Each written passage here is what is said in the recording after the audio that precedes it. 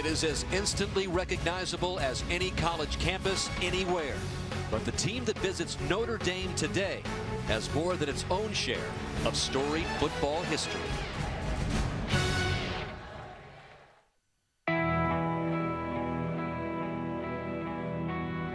It's special to play at the University of Oklahoma. You have a lot to play for, not just your teammates, your family, but also the tradition of the university. I don't know if you can describe how different, Notre Dame is, or to play for Notre Dame. It's something that you have to really experience for yourself. Playing for Oklahoma means everything, basically. It means tradition. It means family. The Notre Dame tradition motivates me all the time. Tradition of winning, family, and hard work. Two teams bound by the legends of their pasts, where titles and all those glorious races through time have made them both iconic symbols of the game. The Sooners, Oklahoma, crimson and cream, Fighting Irish, South Bend, Indiana. And nearly a year after the Irish stayed perfect in Norman, it's time to protect their own turf, their own legacy, in the latest tale to be told of Notre Dame and Oklahoma. It's a tradition about fighting for what you believe in and fighting to just persevere. If we can go in there, beat Notre Dame, it can definitely lead this team to greater things. You gotta play Notre Dame football. That's hard, fast, then coming out strong. You show people you're worth talking about. No stranger to big-time opponents and star-studded clashes is sold-out Notre Dame Stadium, where 80,000 plus are ready for the biggest test of the season to date. And a week after another grinded-out winning battle against Michigan State, Irish head coach Brian Kelly braces for the deep talent and team speed of Oklahoma, a program that Sooner head coach Bob Stoops has taken to the national title game 4 times in his 14 seasons, winning it all once. Today, all that tradition and all that pride from both teams on the line in a game that will do a lot to shape the seasons of both. And when you add up the numbers, they are still hard to believe. Between the two programs alone, 18 national championships to go along with 12 Heisman Trophy winners. And today, the objective is to stay relevant in this year's hunt for the national championship. Well, it is Notre Dame and it is Oklahoma. Not a lot more needs to be said. The crowd is ready, and so are we. Kickoff coming your way in just a few moments, but first we go down to the field, and Liam McHugh for the U.S. Bank NBC Sports Report. Dan, thanks so much. Alongside Doug Flutie and Hines Ward, Dan really set the stage there. So much history, so much tradition, but it's not really a rivalry. This is only the 11th meeting between Oklahoma and Notre Dame. What is the significance of today's game? Well, I think both teams find out who they are and their direction for the rest of the season. The winner of this game, BCS hopes. The loser, who are we and how good are we? Today's a revenge game for the Oklahoma players because they still have a bad taste in their mouth from last year's game. So these players will love nothing more than to come out here and return the favor with the win here in Notre Dame. Oklahoma players with a bad taste in their mouth. Same could be said for Tommy Rees. Sure, he had those 3 300-yard passing games, but last week against Michigan State, a big step back, just 14 of 34 passing, 142 yards. What needs to happen for him to be successful? Well, they got to get out of that fade competition on the outside versus press coverage, just throwing fades. So T.J. Jones and DeVaris Daniels, they've got to step it up, run some little pick routes, little crossers, little spin routes, make some easy man-to-man throws. We've gotten to far too long without discussing the Belldozer. You don't want to make Blake Bell mad. He's 6'6", 252 pounds. The Oklahoma quarterback, what do you expect from him? Well, his size makes him difficult to bring down, but he's also very mobile. 2 weeks ago against Tulsa, he made his first career start where he went for passing for over 400 yards and 4 touchdowns. But today is going to be a tough task for him, making his first road start in a hostile environment against a tough Irish defense. And because he's so physical and lays it up in there, the play-action game is huge. I mentioned that this is only the 11th meeting between Oklahoma and Notre Dame, but it has been one-sided. Notre Dame has captured 9 of the first 10. Kickoff for the Fighting Irish and the Oklahoma Sooners coming up after this. This has been the U.S. Bank NBC Sports Report. U.S. Bank, all of us serving you. Anytime you can win against Oklahoma, it is going to give you a lot of momentum, a lot of swagger, honestly. Playing Notre Dame and how they came in and beat us, it brings a spark to this team. A win would just get us back into the light where we should be in the first place. It's going to be a great test to see how we compete against one of the greatest teams. A win like this just demonstrates that we really are for real.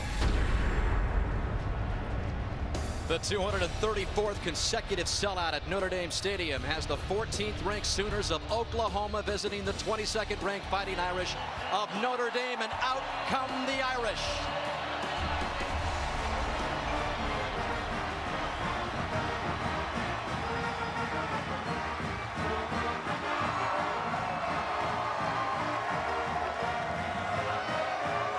Notre Dame working on a 10-game home winning streak as Brian Kelly and the Irish are home for the second straight week after getting by Michigan State 17-13 a week ago. And there is Big Louis Nix, and he and the Irish defense into a test today from Oklahoma, maybe the fastest and deepest team they'll face all year. Oklahoma at 3-0 and visiting Notre Dame for the first time in 14 years.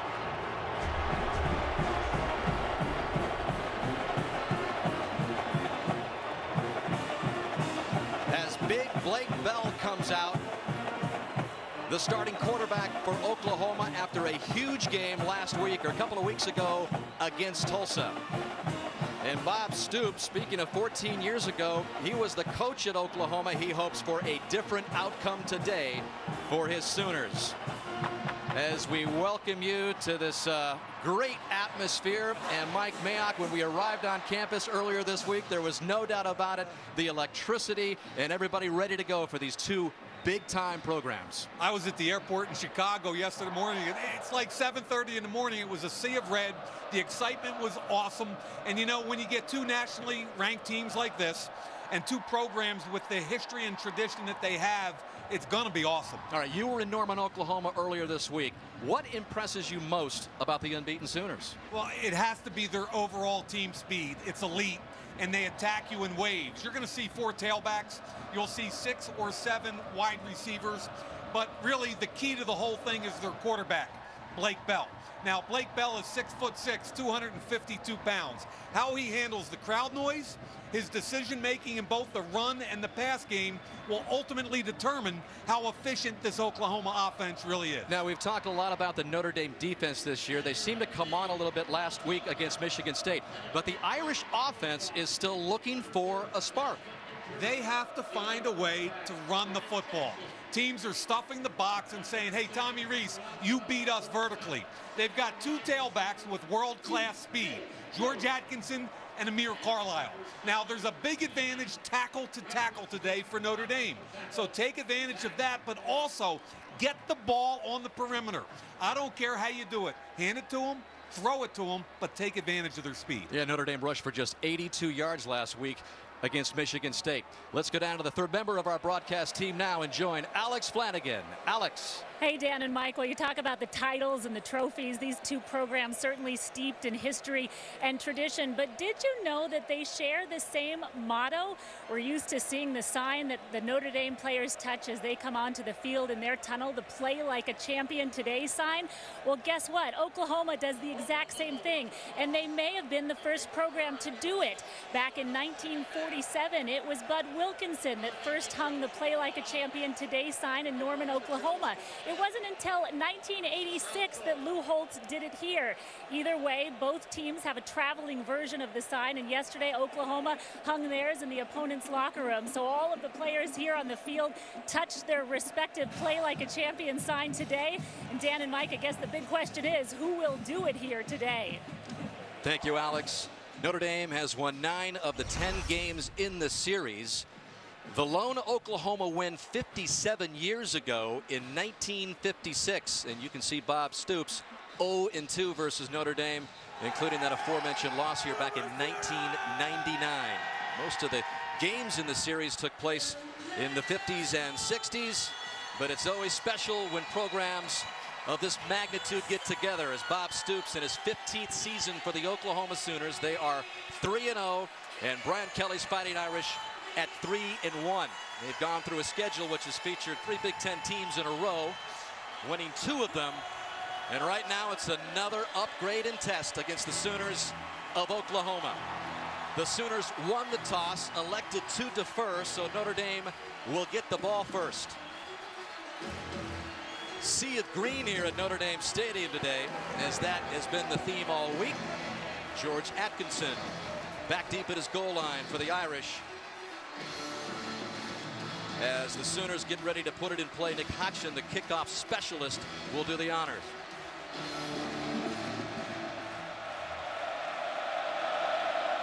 And the Oklahoma-Notre Dame series renewed. It's a line drive kick that Atkinson watches roll back beyond the end zone. Let's take a look at the Notre Dame offense, presented by Adidas. Tommy Reese, Lake Bluff, Illinois. When I was little, I was a ball boy for the Chicago Bears. I'm Christian Lombard from Palatine, Illinois, and Nick Martin is obsessed with John Wayne.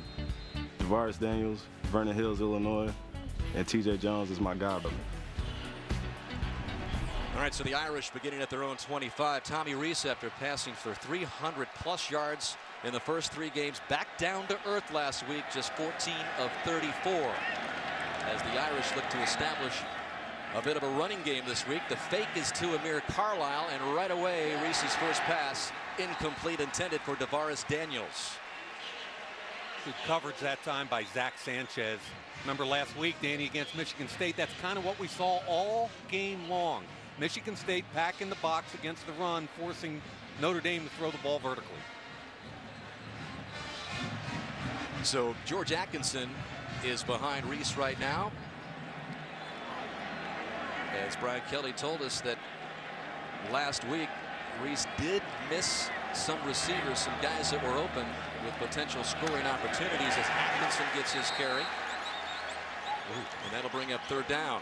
Frank Shannon, the inside linebacker, just blew that up. Real good read and quickness. Watch the inside linebacker come downhill. Bang!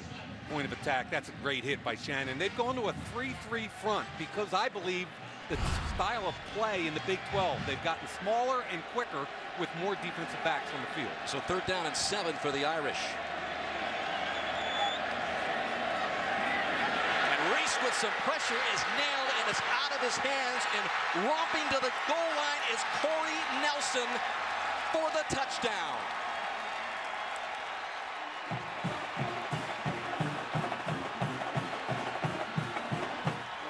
Left side, Zach Martin and Chris Watt with 75 starts between them on the left side are both going to block inside, and you're going to get pressure coming from the outside. Neither of them see the pressure. That's the outside linebacker coming down, Eric Stryker. Big hit, ball comes loose. First big play of the game, Oklahoma. And Corey Nelson, right place, right time in the opening seconds of the game. The Sooners getting ready to take a 7-0 lead as Michael Honeycutt blasted through. So what a start for the 14th ranked Oklahoma Sooners. Tommy Reese in the offense talking things over. But Nelson, with a hit by Stryker, takes it in for the go-ahead score.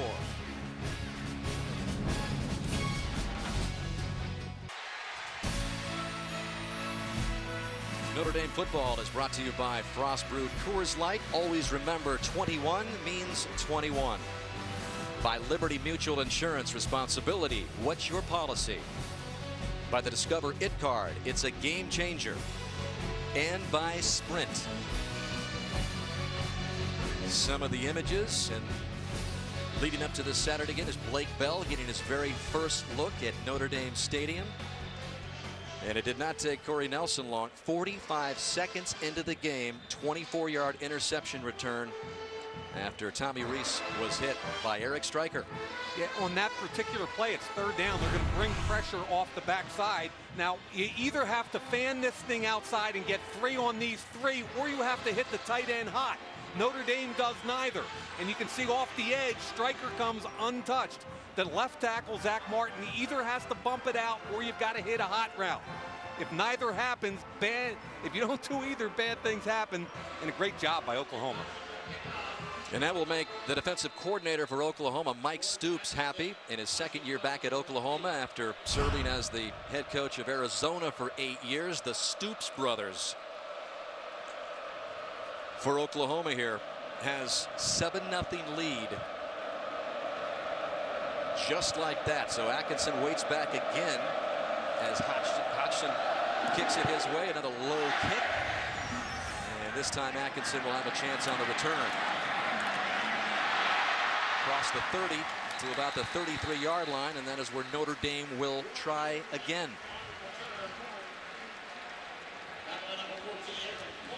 Let's take a look at the Sooner defense, brought to you by Adidas.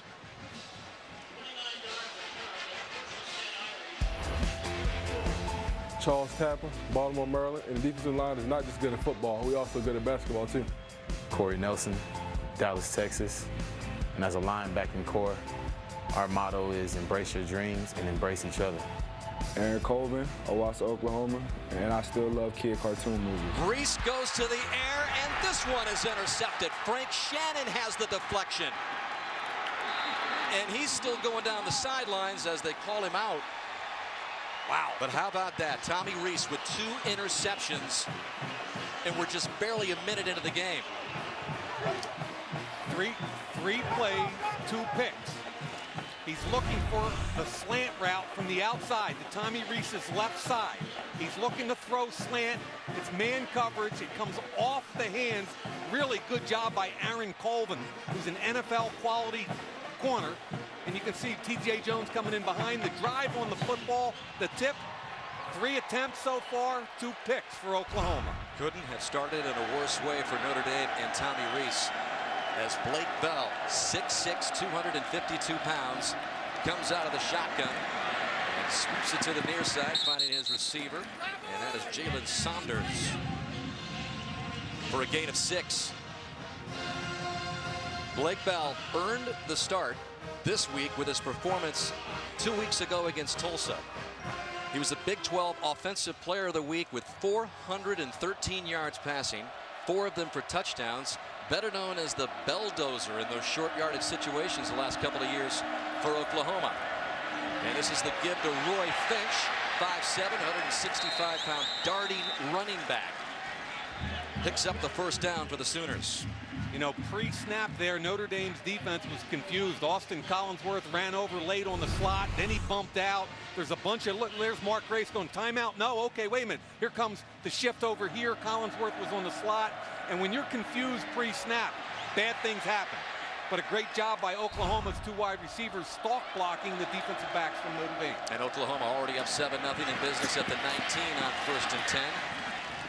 This is Damian Williams,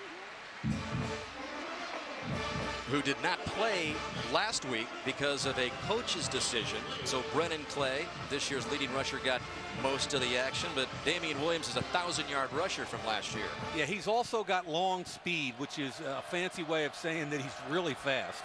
And last year he had 4 carries that went for over 65 yards. The only guy in the country to do that. Good gain for him. 2nd down and 2.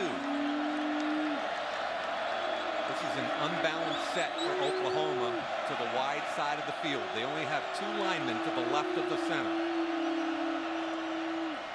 And Bell is going to hand it off to Williams again. He's got the first down and more, and he is in for the touchdown.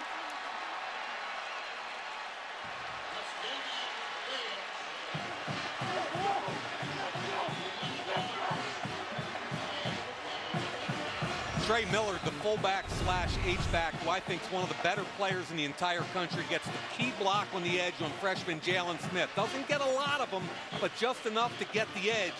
Damian Williams has got great speed, and so far, Tom, great defense, but we're seeing the team speed of Oklahoma weaning out. Shocking first couple of moments to this game as Honeycutt just gets it in. 12:15 left in the first. Oklahoma up 14-0.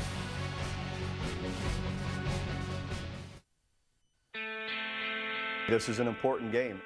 A win would be a big step in building confidence and continue to chase championships. I think it is going to show us truly what kind of team we are, especially offensively, going against the best defensive line we're going to face. Being able to beat Notre Dame and South Bend, it was just show how strong we are as a team. And right now, the Sooners, who are getting the better of the Irish less than 3 minutes into the game. Tommy Rees has already thrown as many interceptions today as he had all season. And Damian Williams turns the latest into another Sooner score. So another great start for Blake Bell and Oklahoma, who lost to Notre Dame less than a year ago on their home turf in Norman. And Atkinson will watch this one sail out, and Notre Dame will give it another try, hoping to avoid another big turnover.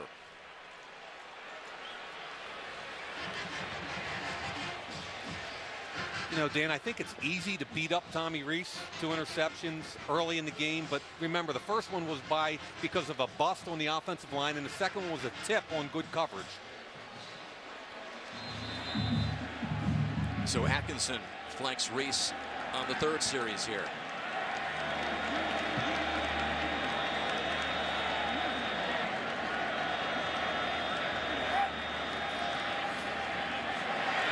They give it to Atkinson, who loses 5. Julian Wilson in the backfield. Dan, does one team look quicker to you than another team? And you're going to see him try to get wide over here with great speed Atkinson. But watch number 2, Julian Wilson. He's the extra defensive back. Remember, they play 5 defensive backs. 3-man front, 3 linebackers. And the whole point is to get as many athletes on the field at the same time as possible. Oklahoma spreading their defense like their Big 12 offenses that they go against. This is Amir Carlisle, who dives over near the 30, still short of the first down after a gain of 10, brought down by Zach Sanchez. Now, if you can't get to the perimeter, what you've got to do is you've got to go north and south. Really good down blocks, and then the right guard, Christian Lombard, pulls out and kicks. And that, I believe, is the style of run that can work against a smaller defense. 3rd and 5.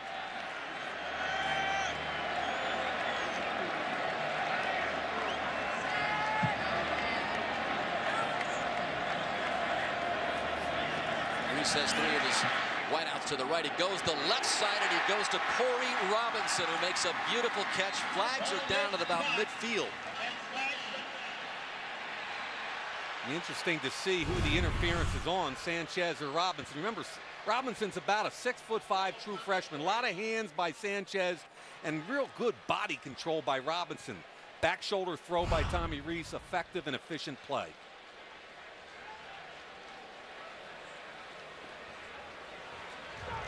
Pass interference. Offense. Number 88. 15-yard penalty. 3rd down. Well, they had some pass interferences called go their way last week. And this time Robinson is flagged, so that 24-yard gain comes back. And again, he's going to have to be physical. He's not going to win with speed. And I'm okay with that. I would tell him, don't worry about it. Keep doing it, Corey. They're not going to keep throwing flags. But you couldn't add this thing up to say anything else could go wrong for Notre Dame. What a great start for Oklahoma.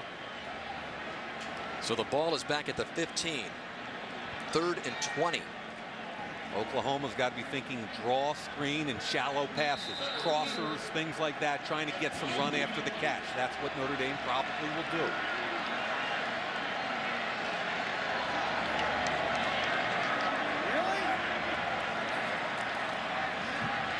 Rees steps up, delivers, incomplete, 4th down. Intended for Troy Nicholas, the big tight end, but not a good start at all for the Notre Dame offense.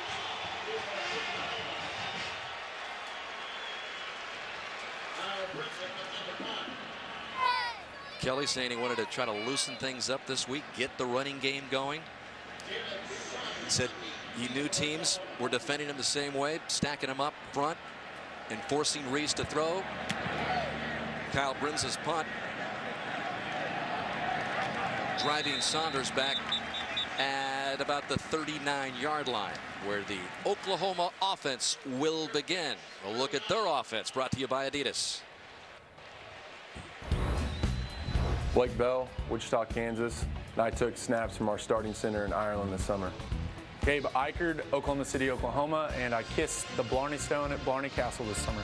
Jalen Saunders, Stockton, California, and I am the best Madden gamer on our team. So there he is, the Belldozer, beginning this drive at his own 39. And the give is up the middle, and getting maybe a yard is Brennan Clay. They will use 4 running backs. They will bring in 7 and as many as 8 wide receivers as well in this Oklahoma offense.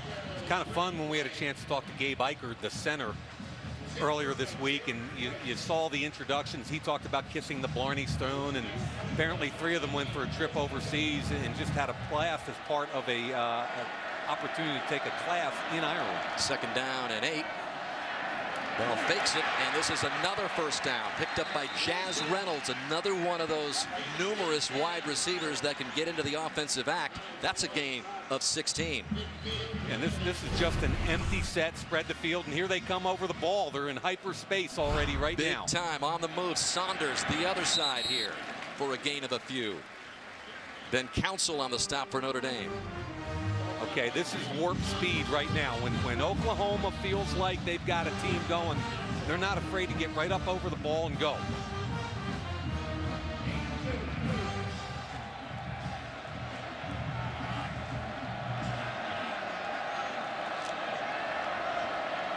So on 2nd and 7, 3 to his right, 2 wideouts to his left. Bell goes to his left. This one is overthrown. He had Brennan Clay out there. A bad throw right there. Easy read. They just rotated to 3 deep, and he overthrew a receiver that was well covered. So that brings up 3rd down and 7. And for those of you who thought that Blake Bell was just strictly a runner, well, he proved otherwise a couple of weeks ago against Tulsa. Coach is telling us, hey, he was recruited as a passer. Big body, big arm. Needs a big play here. Steps back, fires, and that is over the head of Saunders, and that'll bring up the punting unit for the Sooners. Good job that time by Cole Luke, the true freshman corner, playing in the sub package. And that's my thing with Blake Bell. And, you know, we talk about the kid wants to be known as more than just a short yardage goal line quarterback, and that's fine. Last week he was 27 for 37, Dan, as you said, but 2 very inaccurate passes that time, and he's got to be more consistent both with his footwork and his technique.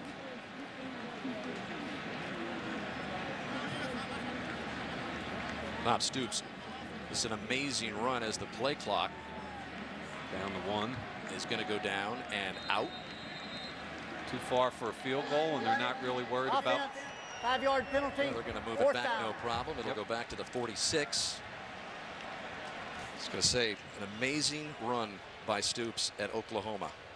8 Big 12 championships. Played for the national championship 4 times, winning the 1. And that was the year after he lost for the first time as a college head coach here in South Bend 14 years ago on this field. So this is Jed Barnett in punt formation for Oklahoma, and it's TJ Jones, who had a couple more adventures last week as the punt returner for Notre Dame. And he watches this one bounce into the end zone. So with 9:06 left and the Irish trailing 14-0, they'll try again here at Notre Dame Stadium, where the Sooners up 14-0. Subscribe and join the IrishIllustrated.com community, part of the Rivals.com network, for exclusive Irish recruiting news and team coverage. And aerial coverage provided by Goodyear. Everything we've learned making tires that go the distance inspires what we roll into yours. Goodyear, more driven. Beautiful day on the campus of Notre Dame. Temperature in the low 80s. And the final weekend here of September. And it's Amir Carlisle who's in behind Tommy Rees as the Irish begin at their 20. The fake to Carlisle and Rees to the air. This time it's complete to Will Fuller. So Will Fuller, whose first career catch was a 37-yarder last week, hauls in another one, this for 11. Yeah, I'm a big believer that they've got to get Fuller a little more involved. He won cleanly against Man for a 37-yard reception last year. He's a true freshman. I know he's got to learn how to run routes, but in my estimation, speed kills, and he's the fastest Irish. Fuller picks up the first down at the 31.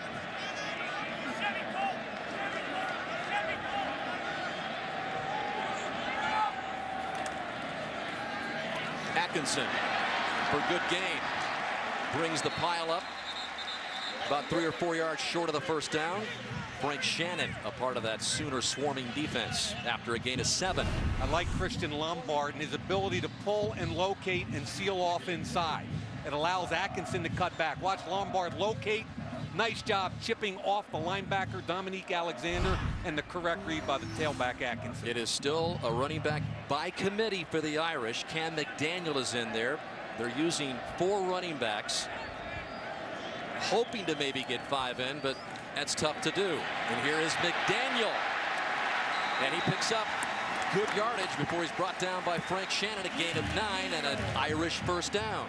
Kind of fun talking to Cam McDaniel yesterday. He's kind of got the reputation right now as the closer, and I don't think he likes that. Look who's in the game. Yep, Brian Kelly telling us yesterday that for a change of pace, the backup quarterback Andrew Hendricks will come into the game with a series of read option plays from the pistol. Another chance to kind of open up the running game for Notre Dame. So here he is for the first time today. And he gives it to Carlisle for not much at all. Eric Stryker was there to meet him quickly. Yeah, nice job by Mike Stoops. As soon as he saw the backup quarterback Hendricks come in the game, he got his inside linebacker Alexander out and another athlete in on the secondary. So they're anticipating that Notre Dame wants to run option, and they're getting more athletes on the field. Kelly telling us yesterday that Hendricks is a Wildcat quarterback who can throw. On 2nd down and 9.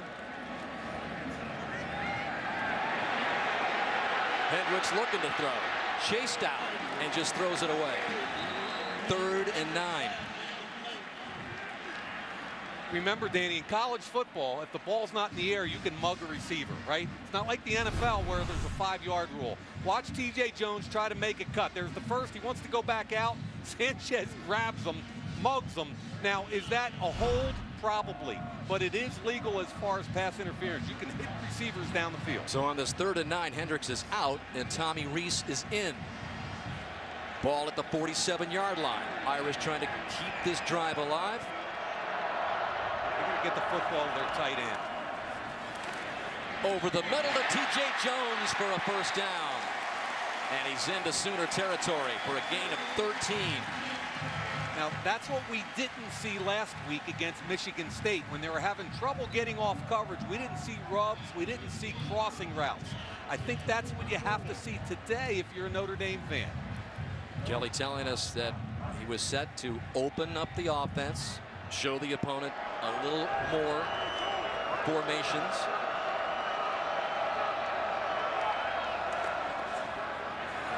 Atkinson. Maybe a gain of 1. There is so much going on with this Sooner defense. Twists, stunts, but it all comes back to speed. And George Atkinson made 1 guy miss, but there were 3 more waiting for him. I think Notre Dame's struggling right now with their blocking assignments on a defense that's constantly moving. On 2nd and 9, we see the 4th Irish running back. There's the freshman Tarian Folston in the backfield. And they give it to Folston, who's got a first down and room down the far sideline. Knocked out of bounds. It'll be 1st and goal for Notre Dame as Quentin Hayes finally knocked him out. Troy Nicholas, the tight end, 6'7", 260 is the key to this play. First they seal it. Now watch Nicholas, 85. He gets on his guy, keeps his hands inside, ultimately takes 2 defensive backs all the way to the sideline. Folston, the heralded true freshman, does the rest. And on 1st and goal from the 3 after the gain of 36 by Folston, it is Andrew Hendricks back in this short yardage situation. And he's got the most trusted of the running backs behind him in Cam McDaniel. And Hendricks keeps it, maybe for a couple. 2nd and goal. And that's a planned quarterback keep. If you remember Tim Tebow at the University of Florida, that was one of their favorite plays. Hendricks is a big kid. He's a 230-pound quarterback, and they're going to use him like a Tim Tebow in this situation. So defensive coordinator Mike Stoops on the sideline hoping for a stop here. 2nd and goal from the 1. And there's movement on the right side with a flag coming in.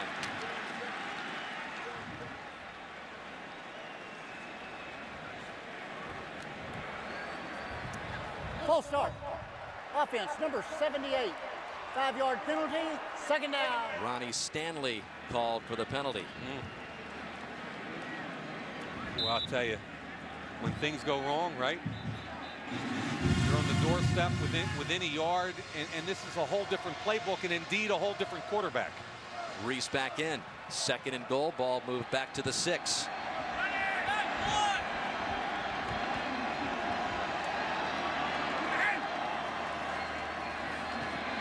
Reese has time for the end zone, and it's a touchdown by T.J. Jones in the back of the end zone like we saw him last week.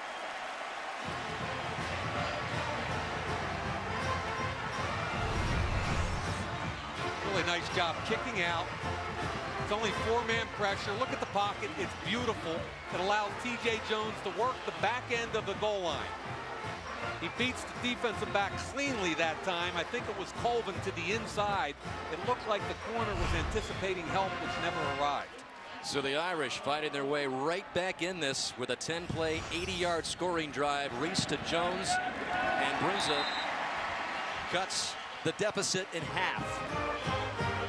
With just more than 4 minutes remaining in the first quarter, after the Sooners scored a couple of quick touchdowns on the interceptions by Reese, he hits one of his favorite receivers, T.J. Jones, to make it 14-7.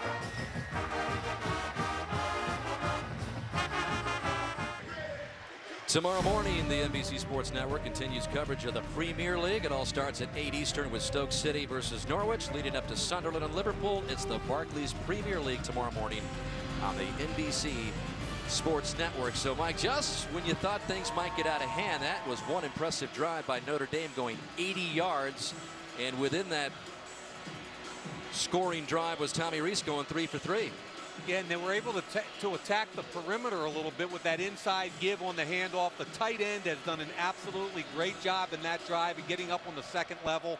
And Tommy Reese, as you said, 3 for 3, extended the drive. So we saw Andrew Hendricks a little bit there. And now Kyle Brunza.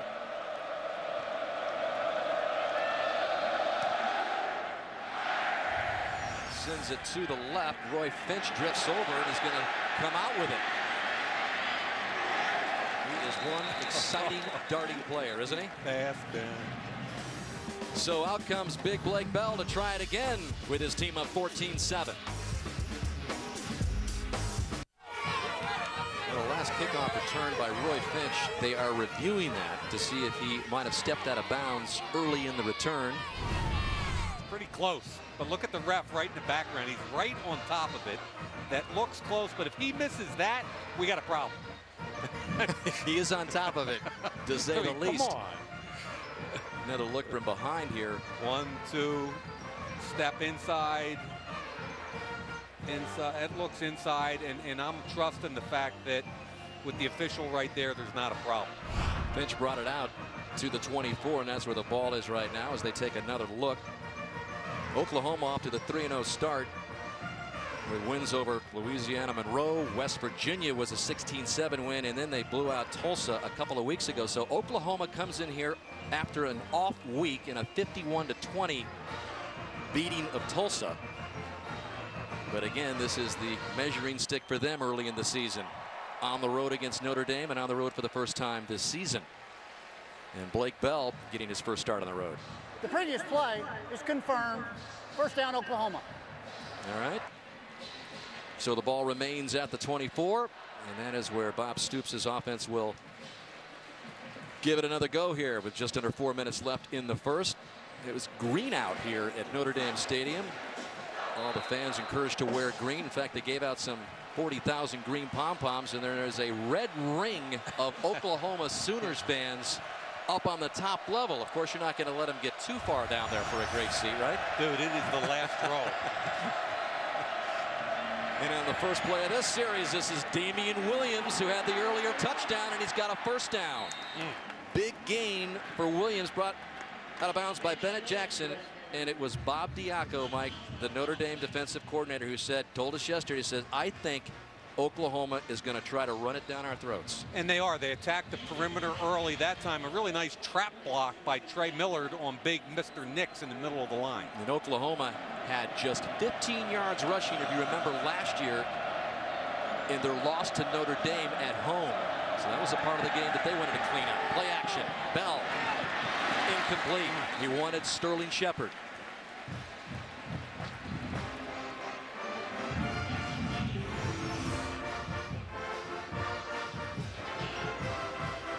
He was pretty adamant when we spoke to him.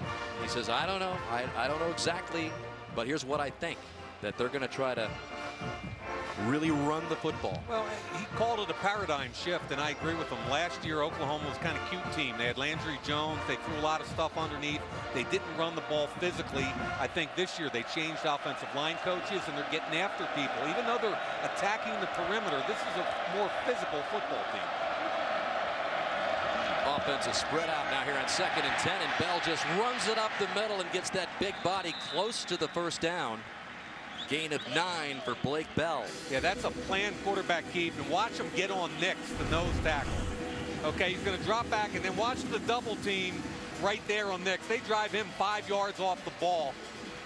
Bronson Irwin gets off on the second level, and that's just another good play call, bringing up a 3rd and short. And these are the kind of situations that we know Blake Bell from in his Belldozer package. 3rd and short, he scored some 24 touchdowns the last couple of years from short yardage situations. But he's going to hand this one off to Williams, and he's being chased in the backfield by Bennett Jackson. So good defense there by Notre Dame.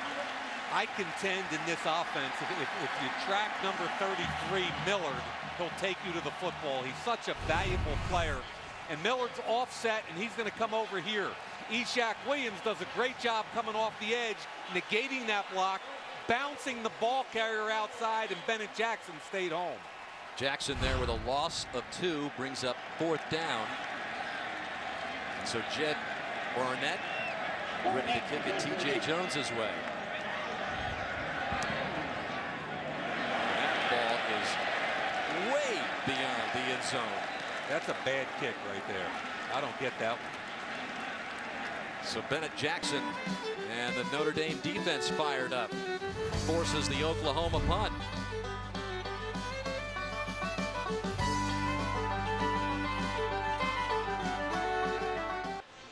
Been so many great players through the years in this series, but what about the coaches? Legends in their own right. Great Bud Wilkinson, who won 3 titles.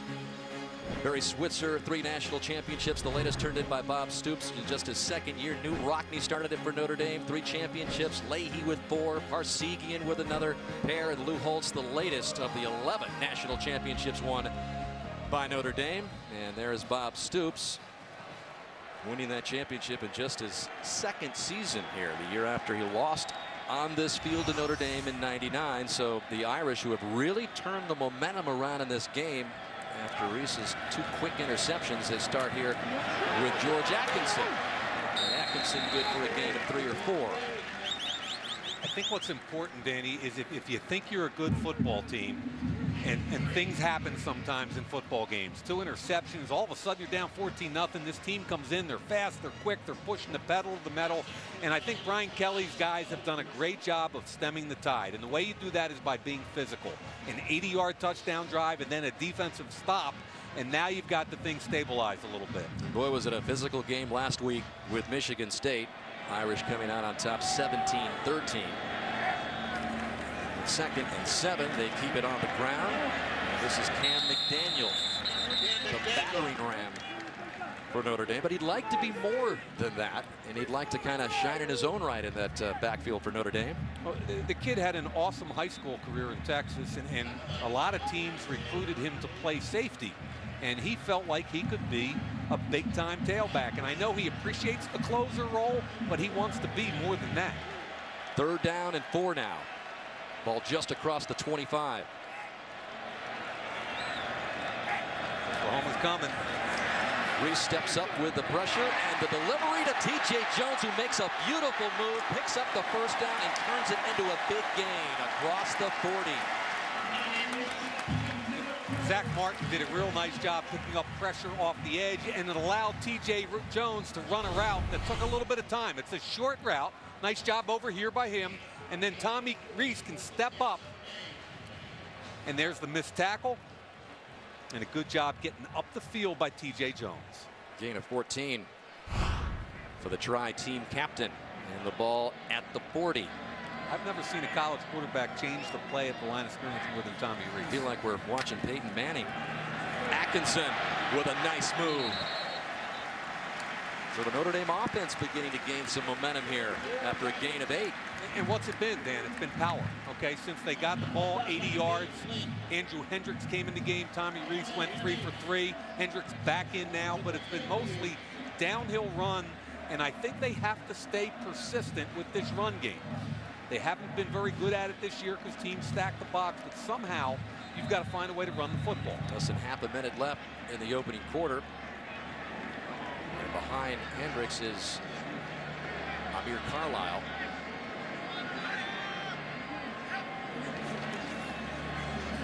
And Hendricks keeps it. There's that kind of option read, and he picks up the 1st down.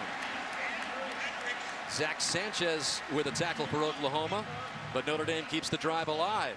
10 seconds left in the 1st quarter. And content to just let the time run out. So we've reached the end of one in South Bend between Oklahoma and Notre Dame. Irish on the march into the first quarter. It is Oklahoma 14, Notre Dame 7. Will return to Notre Dame Stadium after these messages from your local NBC station. You're watching Notre Dame football on NBC. Irish on the march here at the Oklahoma 46 as we begin the 2nd quarter. Sooners up 14-7. Dan, we talked about the run game at the beginning of the show. 10 carries, 88 yards in the 1st quarter running the football. By far the most efficient day they've had so far on the ground.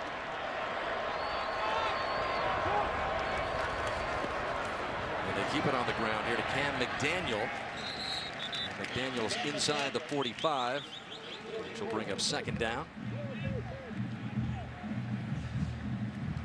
McDaniel to get himself ready for games and to just prove to himself that he still has great speed. He watches videos of Adrian Peterson oftentimes before games just to tell himself I can still have those big runs that I used to have in high school. Yeah, and then he follows it up with the high school tape and says, yeah, I was pretty quick. I was pretty darn good. Folston, I don't blame him, is now in the backfield behind Reese after the gain of 1. On 2nd down and 9, it is Folston had the big gain earlier, and he fights off some Sooner tacklers and gets it inside the 40.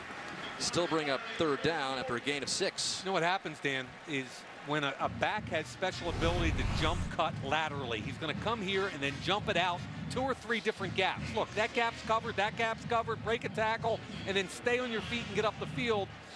What it does is it exposes linebackers that over pursue, and that's a heck of a job, A, on the cutback, and then the ability to stay on his feet and make yardage. Nice run. Folston has already picked up 36 yards, so here on 3rd and 3, Andrew Hendricks is back in at quarterback for Notre Dame. And McDaniel is back in there behind him. And Hendricks, this time caught, eludes it for a moment, but not before Corey Nelson can finally bring him down for a big loss of 8. Nice job staying home by Corey Nelson. I thought he was going to hesitate and come down and try and tackle the inside fake, but he didn't. Ben Koyak's going outside, which is his responsibility. They leave Corey Nelson unblocked. And he does a great job staying home. Corey Nelson, who had the interception return for the touchdown with a big play there. This is Alex Wolfick, the specialty punter for Notre Dame, and he gets the job done there as Oklahoma will begin inside of its own 10, 37-yard punt. Man, there's so many great players and coaches through the years here in the tail of the tape. 18 total national championships, 12 Heisman Trophy winners in all. No two teams have spent more at the top of the AP polls than Notre Dame and Oklahoma. Fewest losing seasons, and the great players through the years. A lot of them here today. Joe Theismann for Notre Dame. Tim Brown, the Heisman Trophy winner back in 1987. The bus rolled in. Jerome Bettis. And not to be outdone, Oklahoma's got their three-time national champion coach Barry Switzer here on the sidelines as Oklahoma goes to work, leading 14-7. Bennett Jackson on the edge there. Coming in, Bell gets rid of it to Saunders, and it's a good gain at the 20. The right tackle, Darrell Williams, saw the corner blitz. He alerted the entire offensive line. Blake Bell identified. Watch here on the right side. He's going to see it, point it out, identify it for everybody. Here comes Bennett. Now Blake Bell knows he's going out to number 8. That's an easy one. I'm coming outside to Jalen Saunders because I have a safety over the top.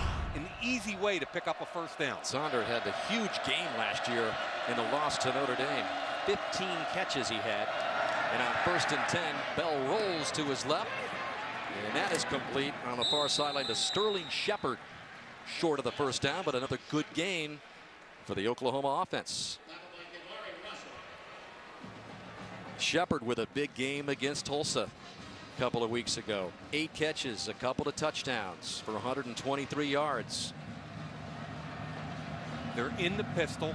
Oklahoma's done a nice job with Blake Bell. As a matter of fact, the quarterback Trevor Knight, who started the first 2 games, was particularly effective out of this. 2nd and 2. Movement. Flags come in. Movement up front. Yeah, looked like the left side of the Oklahoma line. Tyrus Thompson, the left tackle. Full start. Offense, number 74. 5-yard penalty. 2nd down. Adam Shedd with the call. Yeah, the whole left side started earlier. Now you mentioned a new offensive line coach, Mike. They wanted to toughen up this front line for Oklahoma. Yeah, Bill Bedenbaugh, who last couple of years was at West Virginia with Dana Holgerson, had also been at Arizona with Mike Stoops. And they've really gotten after it. There's definitely a different way they approach physical run game here. On 2nd and 7, 3 wideouts to his right.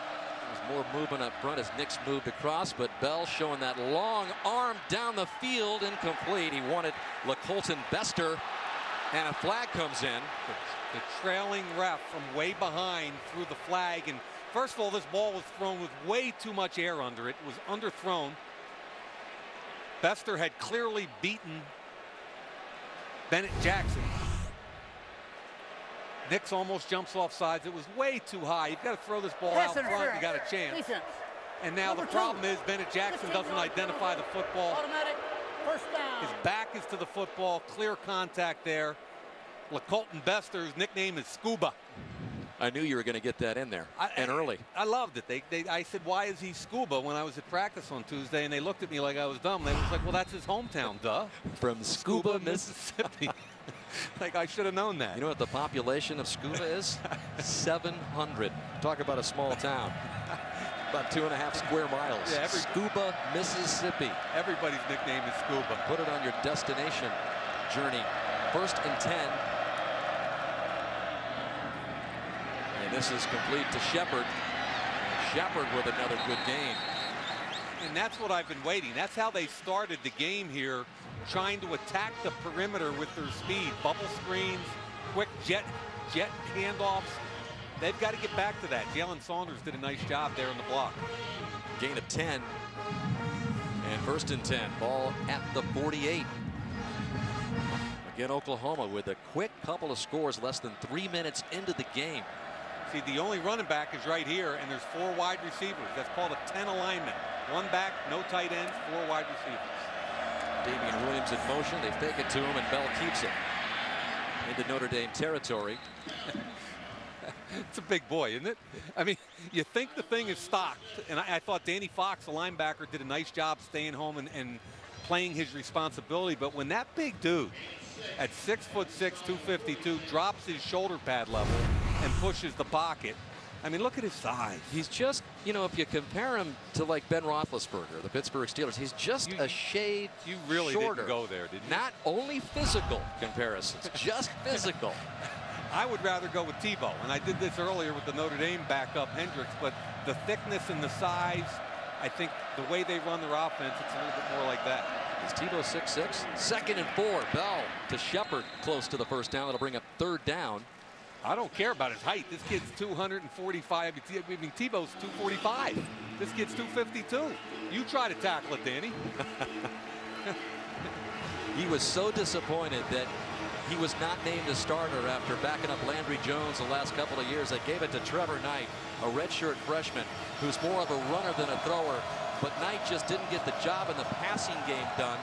Bruised his knee, and Bell took over a couple of weeks ago. I think it had a lot more to do with red zone turnovers against West Virginia than anything else. So on 3rd and 2, Notre Dame crowd waking up. Here they come. And Bell slings it out to Brennan Clay, and it's very close to the first down. They're going to mark it short, I believe. Kavari Russell. Nice tackle by Russell, which is what you have to do when you're the field corner and you've got a tackle on the edge right like that.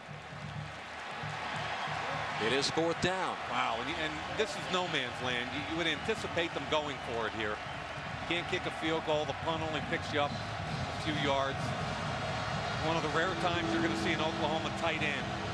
Number 82, Brennan Green, comes in the game. The big package here by Oklahoma. A familiar spot for the Belldozer. Down to 6, 5, 4. They're going to have to call a timeout here. And it gets down there, and they're going to punt. I guess they're going to punt. Did they call a timeout? They called a timeout. Yeah. So we saw him just kind of settle for the penalty earlier in the game. They call a timeout with 9:16 left in the second. Oklahoma with a 4th and 1 coming up. Blake Bell and the Oklahoma Sooner offense at the Notre Dame 42, going for it here on 4th and 1. Yeah, this has got to be the old school Belldozer package, some kind of quarterback run. There's Trey Millard in front of him, and he's going to doze the way, but he's going to be short. Blake Bell comes up short, and Notre Dame is going to take over. I told you, 33 takes you to the football. Trey Millard, they put him in motion and run right behind him. Unless he gets some really favorable spot. Nope, there's the indication. The Irish take over on downs. There's Millard in motion. That's the point of attack. Great job by Notre Dame at the point of attack. I think it was Ishaq Williams is involved. Tuitt was involved. Nix right over here is just a great job.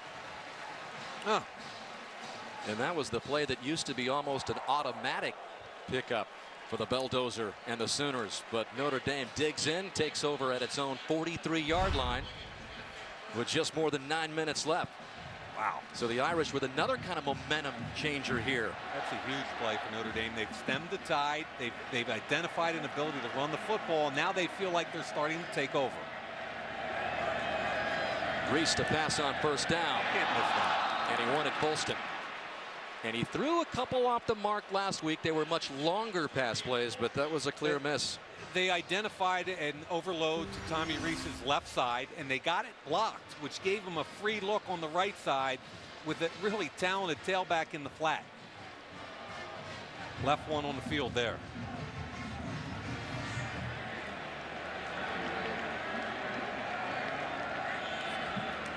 On 2nd and 10, Atkinson with good yardage into Oklahoma territory, close to a first down before Quentin Hayes finally brings him down.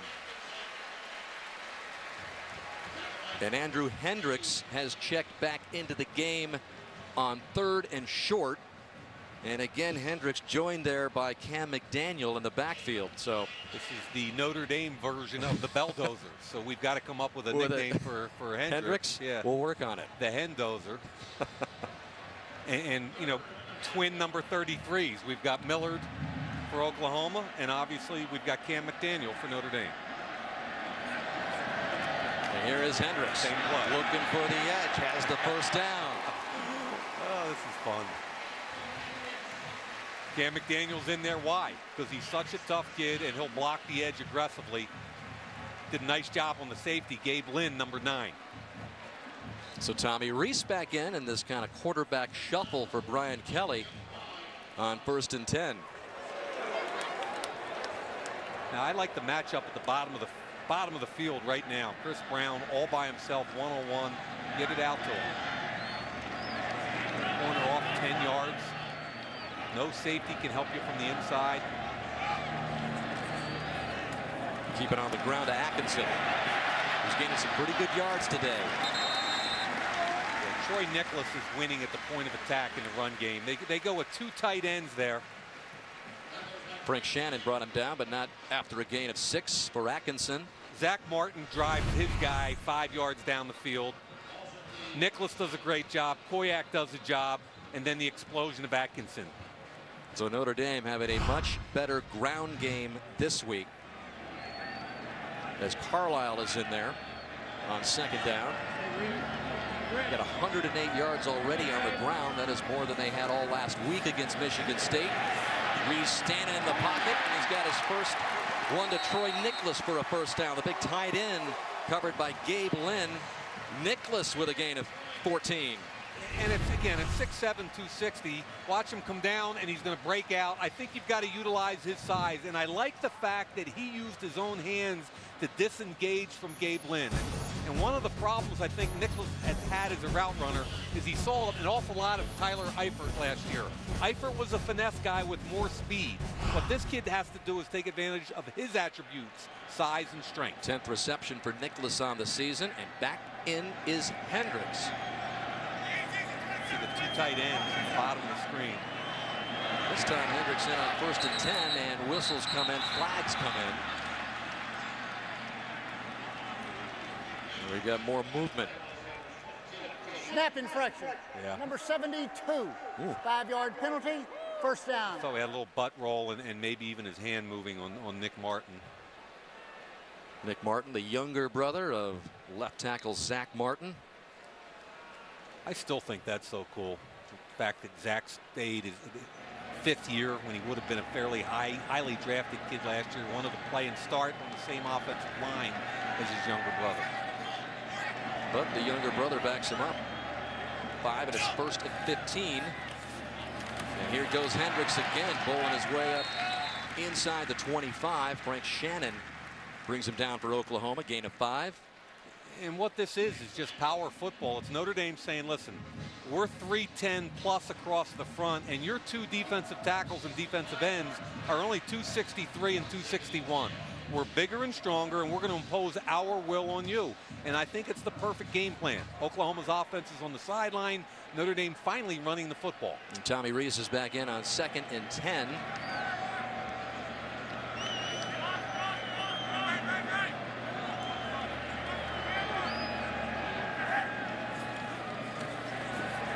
Play action. Reese going to the goal line, and that one was almost picked off. Zach Sanchez was back there. Tavares Daniels, the intended receiver. There's a disconnect between the quarterback and the receiver here. It's one-on-one. It's the perfect throw. Daniels goes inside and tries to stack the corner, meaning get in front of the corner so he can't come over top. But Tommy Reese throws it back shoulder. Quarterback and wide receiver on a disconnect, and Oklahoma almost makes a play. 3rd and 10 now.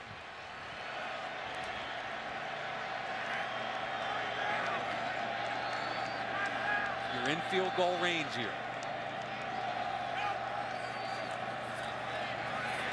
Reese with time across the middle. Ball is up in the air again, and it's picked off by Julian Wilson. 3rd interception. Can't throw that football. For Reese. Ronnie Stanley did a great job picking up a blitz, but man, that's 3 points off the board. Irish were on the move before another one gets off the fingertips and back into Oklahoma's possession.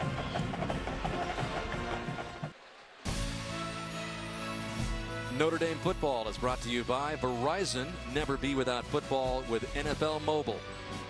By Coke Zero, reminding you to enjoy everything this football season. By McDonald's, I'm loving it. And by Cadillac. So Oklahoma taking over on its 3rd interception of the game. It'll begin this drive from its own 12. Yeah, and there were really 2 problems on this play. One was a lack of spacing with the wide receivers down here. Watch how close they end up down the field. DeVaris Daniels, TJ Jones. There are 3 white shirts on the 2, and I hate the decision in the throw by Tommy Rees.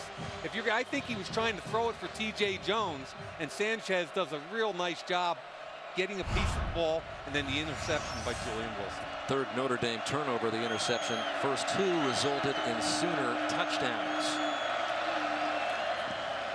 Bell on the run. Wow, see him push. It looked like there was nothing there. Now there's a flag down late.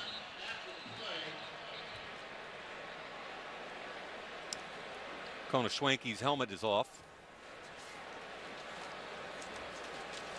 Konashwanki has been filling in a starting role for Sheldon Day on the Notre Dame defense. Day's still out with a high ankle sprain. And Bell pushed that pile about 4 or 5 yards, didn't he? Looked like there was nothing there. Personal foul, number 96.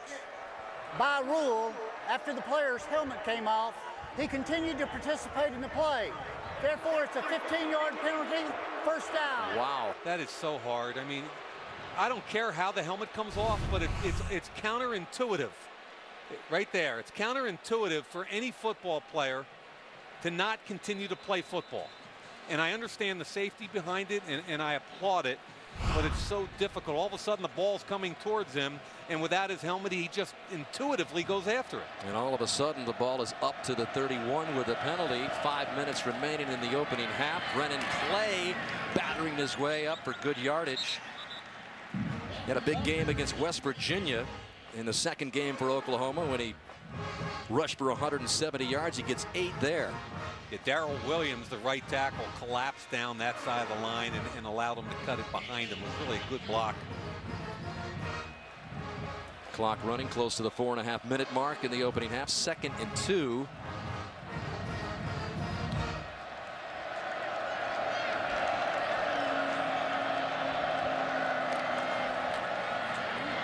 And this is Clay for the first down. Clock stops, 4:21 left on the gain of 6. Jarrett Grace up there with his 2nd straight start for Notre Dame. Leading tackler for the Irish coming in. The 3 inside linebackers, Grace, Calabrese, and Fox, who share 2 positions, have a total of 81 tackles between them, and they have the most of anybody on the team.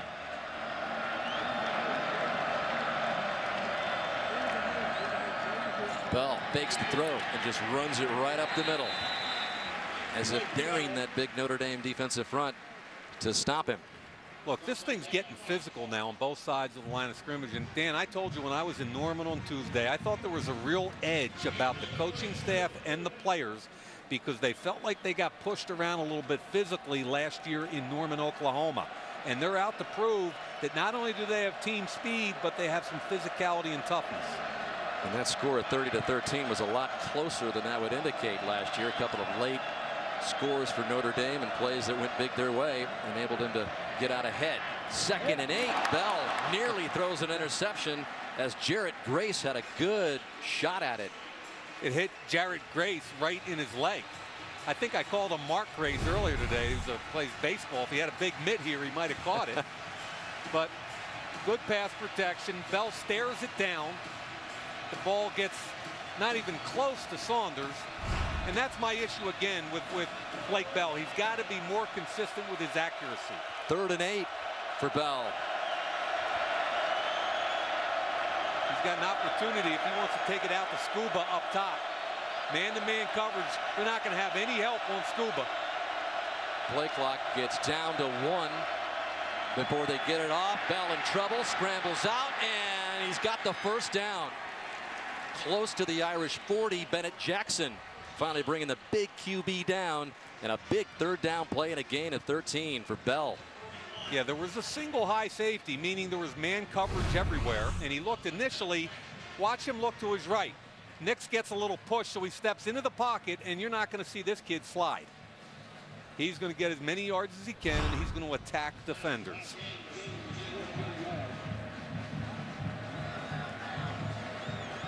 Okay, here's what you could call an inverted wishbone. It's just really the pistol formation with blockers on either side.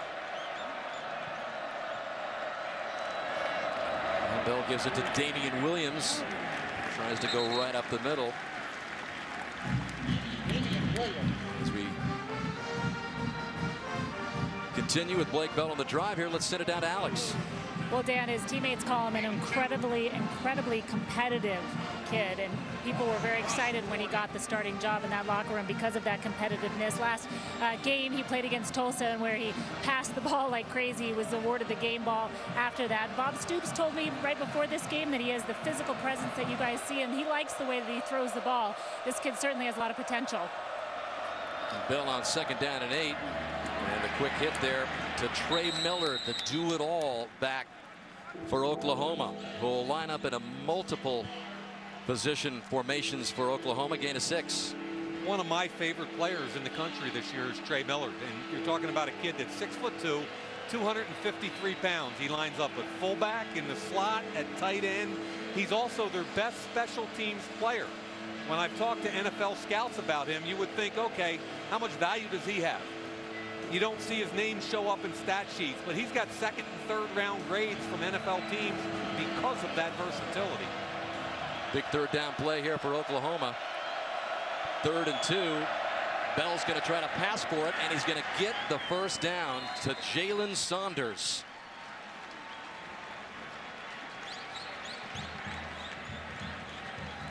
Yeah, I'm not sure if it was Grace who didn't expand, but Miller took 2 defenders to the flat with him, and it was an easy one just for Saunders to sit it down. And a good drive here by Oklahoma. And the Sooners hurry it up to the line here. Less than a minute left in the opening half. Oklahoma with a 14-7 lead.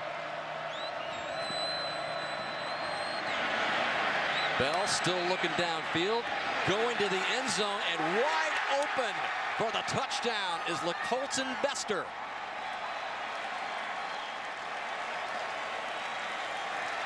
It's interesting. I was watching our guy Scuba from the very beginning, and he ran a route in here looking for the football. When he didn't get it, very alertly, he said, no, no, no, okay, I'm going to go to the back corner of the end zone. Bennett Jackson let his eyes get in the wrong place. If you're playing man coverage, you can't be cheating. Started off to one side, comes all the way back to his left. Bennett Jackson had poor eye discipline, and Scuba took advantage. He waited and waited and waited, and it finally paid off with another scoring strike to Scuba in front of 80,000 plus at Notre Dame Stadium. Oklahoma 21, Notre Dame 7. Well, live from New York, it's Saturday night with host Tina Fey and musical guest Arcade Fire. Saturday Night Live premieres later tonight on NBC. All new season there. Live show tonight. Oklahoma scoring drive, its latest. Bester's 26-yard reception caps off a 10-play, 88-yard drive, as Notre Dame has been hurt big time by the turnovers today. You hit it exactly right. 3 interceptions, what, a pick 6, led to a touchdown, and then took points off the board for Notre Dame, and then they drove the other way and scored.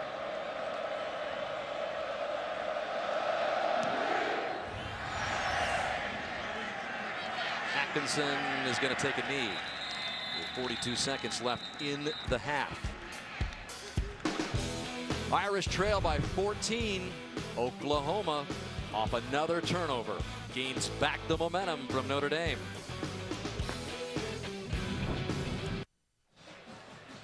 Approaching the end of the half, Oklahoma up 21-7. A reminder coming up, it's the Discover Card halftime report. Jimmy Robertson in the studio. And of all the scores and highlights from around the world of college football. Then Liam McHugh, Doug Flutie, Hines Ward down in the field breaking down this first half and looking ahead to the big Sunday night game in Atlanta between the Patriots and the Falcons. So Notre Dame just going to take a knee here and run out the final few seconds of this second quarter.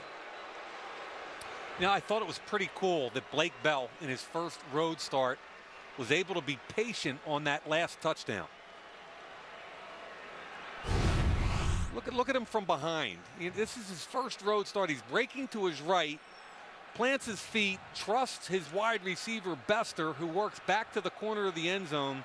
And that's a situation where you could see a young quarterback kind of get confused and impatient, and I was impressed by that. He's been pretty efficient in the passing game. He's not real accurate. Total in the yards like he did a couple of weeks ago when he broke Sam Bradford's debut for an Oklahoma quarterback with the most passing yards when he lit up Tulsa for 400 plus. He's got 102 yards today, 12 of 16. So we've reached the half here with Oklahoma up 21-7, and on the strength of the turnovers by Notre Dame, the Sooners have built up this 14-point lead. Let's go down to Alex. So, Coach, a number of big plays that hurt you in the first half. Which one of those is the most frustrating for you? Well, all of them. 3 turnovers. Obviously all of them, turned into points, one way or the other. So, again, we knew coming in, if you turn the football over against any good competition, you're gonna pay for it.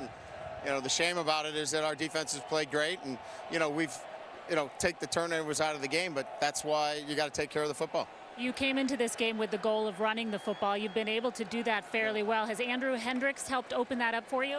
No, I think it's been a little bit of both. I think our offensive line has done a nice job, and I think mixing it up a little bit is certainly helped. But again, it doesn't really matter if you turn the football over as many times. Now we got a good ball game here. They mounted one drive. Our defense has played great. We'll obviously clean up the turnovers in the second half. We've got a great chance to win the ball game. All right, Coach, thank you. And Dan, of course, Coach Kelly telling us this game is a big measuring stick for this team. Certainly is for both teams. And Oklahoma would love to come out of here with a win on the road against Notre Dame. They lead at 21-7. Discover Card halftime report comes your way next as we go to Jimmy Roberts in the studio. On this beautiful Saturday in South Bend, Oklahoma up on the Fighting Irish 21-7, and they had played pretty mistake-free football the first 4 games of the season. Notre Dame had, Mike, until today. 3 turnovers where the Oklahoma Sooners have turned into touchdowns. Yeah, I thought Oklahoma's team speed, both sides of the line of scrimmage, were evident. I thought Notre Dame did a pretty good job getting the thing stabilized with their run game, but like you said, they had the bottom line.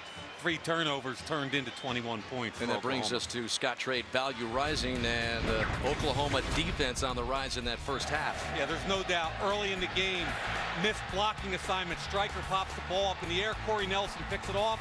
It's a pick 6, and Oklahoma's up 7-0. Next drive, off T.J. Jones' hand, tip drill. Really nice job by Frank Shannon picking it off. Damian Williams attacking the perimeter with speed. Touchdown. Again, this is a ball I didn't like from Tommy Rees. Receivers were congregated too closely together. There's a bad pick, and then look at this. It took 5 or 6 seconds. Really nice job by LeColton Bester breaking the route, going back to the corner of the end zone, and that's your Scott Trade value rising. And that brings us to a look at our quarterback comparison, brought to you by the Lincoln Motor Company. The numbers by Blake Bell, again in his first collegiate start on the road. And Tommy Rees, who threw the 3 interceptions. Blake Bell has been involved in the rushing attack, certainly for Oklahoma. But right now it's the Sooners up 21-7. And as always throughout the season, we'll take a look at many of the unique things that Notre Dame students and professors are engaged in off the field. Here now, our latest installment.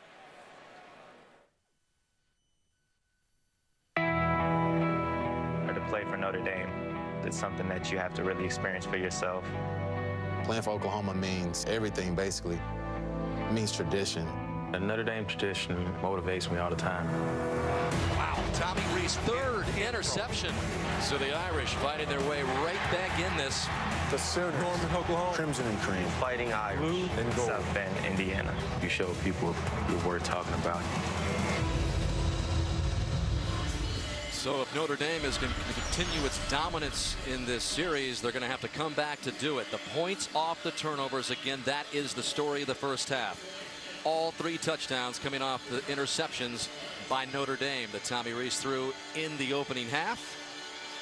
And so Bob Stoops, who has a very good record when leading at the half, he's 135-9 when his teams have led at the half, including 36 consecutive wins when his team has a halftime lead. So that is Those are the odds that Brian Kelly, Tommy Rees and company are going to have to overcome here in the second half. As Oklahoma will get the football first, Roy Finch will bring it out for the Sooners, and a good special teams play there made at about the 10-yard line.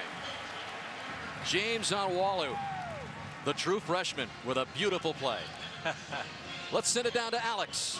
So Dan, Bob Stoops speaking a little bit less about the turnovers and more about third down stops. He says that will be a key for his defense in the second half of this football game. He said third downs are also important for his offense. They need to do a better job of it, he says, in the second half. He says the number one thing that he focused on at halftime was talking to his team about turnovers and their need to limit them. They've had a clean first half. He expects them to have a clean second half and says that that will be the key to this game. Remember, this quarterback just making his second first road start.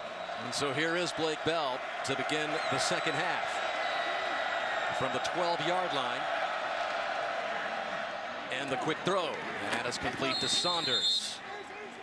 And a good gain for Oklahoma to start things off. Yeah, and I like the play. You have a soft corner, you're backed up towards your own end zone. Why not just play pitch and catch? Speaking of Bob Stoops, he also has an excellent record. When a team beats him during the course of a year, he's won the last 8 games the following year against that team. And we all remember Notre Dame keeping that perfect season alive at 8-0 last year in Norman. And so here are the Sooners again with Roy Finch. So a good start for Oklahoma. Finch with a gain of 5 there. Attacking the perimeter again. Miller comes out of the game for Oklahoma, and Nick's down for Notre Dame. Nick's involved with that big marquee matchup that we talked about earlier in the game with Gabe Eichert, the Oklahoma center. And Oklahoma did a lot of things to make sure it wasn't Eichert and Nix one-on-one, and that's part of good scheming. And a lot of it had to do with cutting Nix. And let's see at the end. Here goes Nix in late on the tackle.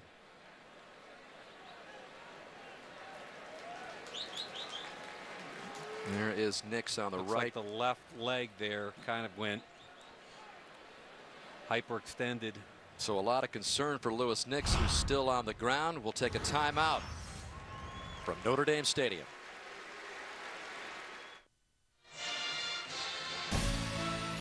Notre Dame football is brought to you by Mercedes-Benz and the all-new CLA.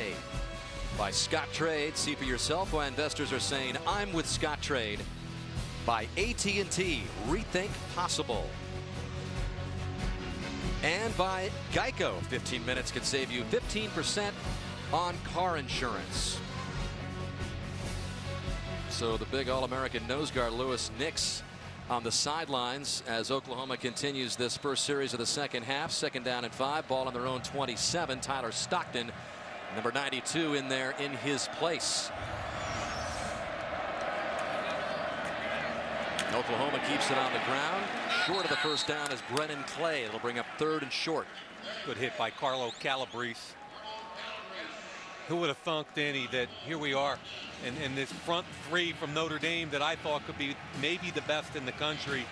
Nix is out. Sheldon Day didn't play. So now you're talking about Tuitt, Schwenke, and Stockton. Well, Irish Chocolate has checked back in to the game. So Lewis Nix just out for 1 play on 3rd and short.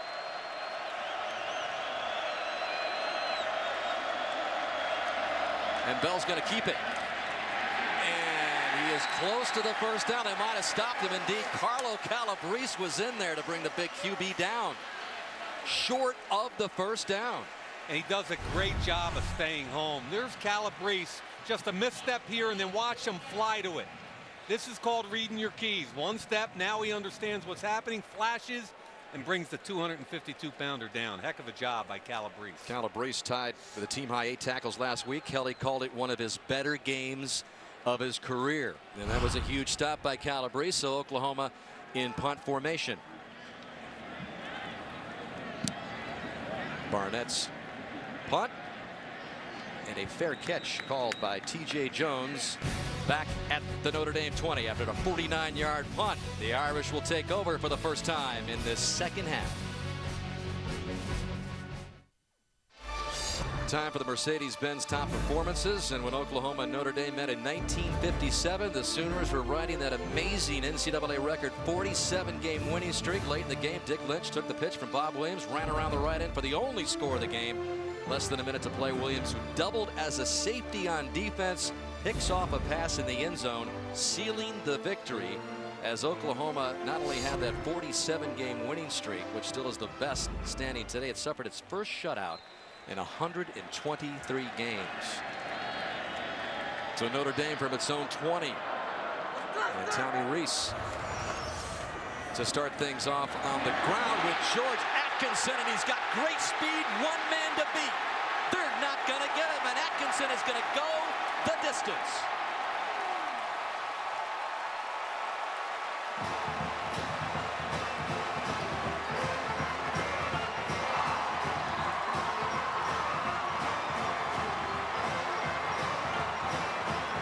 Well, that's a pretty good way to start off the half if you're a Notre Dame fan, as Atkinson, who's got that blinding speed, just reeled off an 80-yard run. Top of the show, Danny, we said that they've got to get Carlisle and Atkinson involved with their speed. And I think because of their size advantage, they're better downhill. So just like that, Notre Dame comes out on its first play in the second half. It makes it 21-14 on George Atkinson's 80-yard scamper. Gabe Lynn of Oklahoma had no chance to catch him. And the Irish within 7. 12:30 in the third.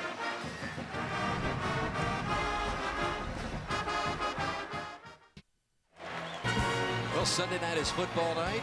Through in Atlanta for America's Game of the Week. The Patriots and Tom Brady taking on the Falcons. Sunday night football. Bob Costas hosts Football Night in America live from Atlanta. Coverage begins 7 Eastern, 4 Pacific, only on NBC. So the green Irish clad fans waking up here after George Atkinson's longest career run from scrimmage, 80 yards, puts him over the 100-yard mark. And Notre Dame has cut into the lead, 21-14. Blake Bell and the Oklahoma Sooner offense ready to attack again. That's that kind of home run speed that Brian Kelly talks of when he talks about George Atkinson. And we just saw it there. Brunza kicks off. And this is Trey Franks, number 32, the return man this time for the Sooners. And Franks heads up the sideline before Brunza, the kicker, makes the tackle just short of midfield. And Dan, we've talked all day about downhill running, trying to get a gash. Now, Zach Martin gets a ton of credit, and he should, and he's fine here. But watch Chris Watt get on this backer, and he's going to generate the hole that he can run through. He gets on the backer, drives him out of the way. Martin does a great job on his block, and at this point, nobody's going to catch George Atkinson. From behind, he does a great job on Frank Shannon, number 20, and a team that's been averaging just 114 yards a game already has 192 rushing today. 80 right there for Atkinson. As Blake Bell in Oklahoma starts off at their own 48, good field position. Bell stares downfield, wide open inside the 30. Big hit by Bennett Jackson on Saunders. I wonder if that's a catch and a fumble, which is what Oklahoma wants. But a really nice job by the receiver, Saunders. Jalen Saunders takes Kavari Russell all the way inside, turns him around, and comes back. It's Bennett Jackson, excuse me, and there's the hit. Just separates him. Yep. And I don't think he gets both feet down an element of time. That's definitely an incomplete pass. Good job by Bennett Jackson. Great play by one of the tri-captains, Bennett Jackson. So Bell wheels on 2nd and 10. Sterling Shepard is short of the first down. Gain of 9. And Oklahoma hurrying up to the line. Notre Dame has had trouble with contain on that bootleg all game long. Well, now Bell waiting for his personnel to gather and looking to the sidelines. 2 of 6 on 3rd down conversions thus far today, as the ball is at the 44-yard line of Notre Dame. Oklahoma trying to answer the quick strike of Atkinson and Notre Dame.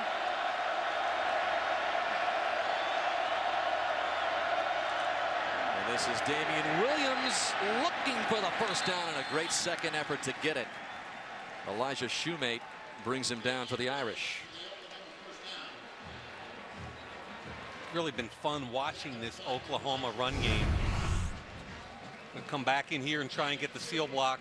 Ultimately, Shoemate 22 will flash when Bennett Jackson misses the tackle and Shoemate cleans it up.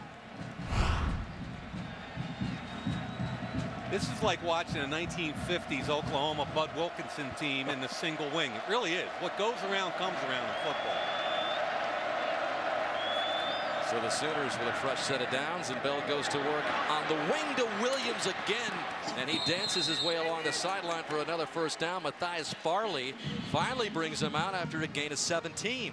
Attack the perimeter, this time with motion. No adjustment by Notre Dame. Damian Williams, the tailback, went in motion. Nobody went with him. See, 26 right here went that way. No adjustment whatsoever. They outflanked the perimeter defense. Big play. Oklahoma already at the Notre Dame 24. Bell, pump fake, still has time, and is going to run it out. And he is going to slide in for another first down. I didn't expect to slide. Yeah, the Belldozers don't slide, do they? Dozers don't slide. It's a DDS rule. Dozers don't slide. Now, if his first look isn't there, this is what he's going to do. He was looking for a post corner route that wasn't there. And I applaud that, because at this point he hasn't even come close to an interception or a fumble, and he's played a clean, efficient game. Already 44 yards rushing for Bell. A big pickup there. And another quick hit to Saunders. So Oklahoma has this Notre Dame defense on its heels. A little mix of everything here. Yeah, they're attacking the perimeter again, and I'm telling you, this Gabe Eichert, Lewis Nix battle in the middle has been fun to watch. Nix just took that one play off, but has been back in since. There he is.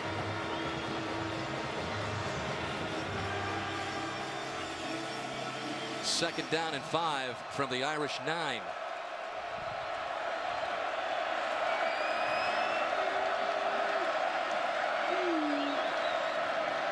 And this is Williams moving the pile close to the first down. Will bring up third and short. Notre Dame bring Tuitt back into the game. Obviously a one-possession game now, Dan. There's Tuitt. There's two big bodies, 322 and 350 for Lewis Nix up front for Notre Dame, trying to stop this Oklahoma drive. Call it 3rd and 2.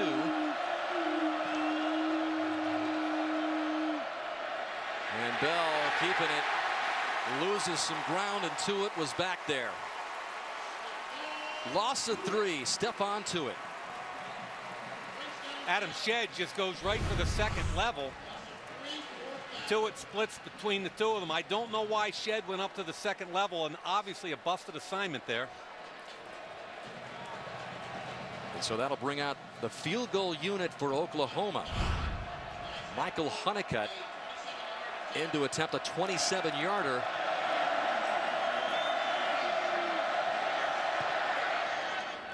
And Honeycutt pushes it through, so Oklahoma comes out with an impressive drive.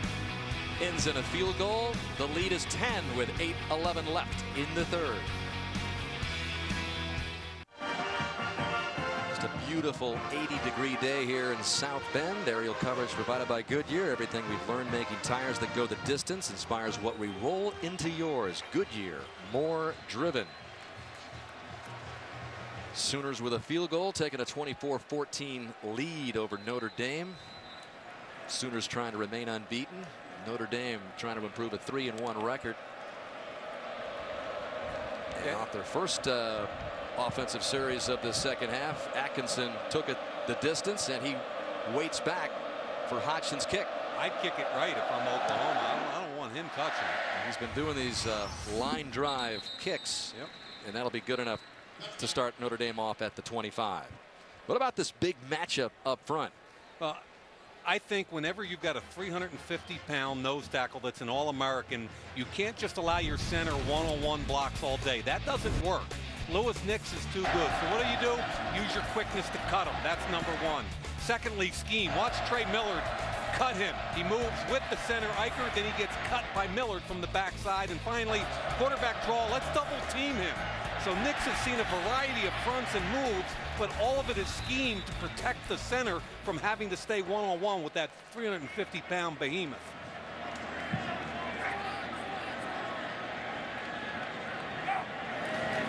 So Reese begins this drive with Atkinson again. And he hurdles his way up close to the 30. Frank Shannon had an interception earlier in the game.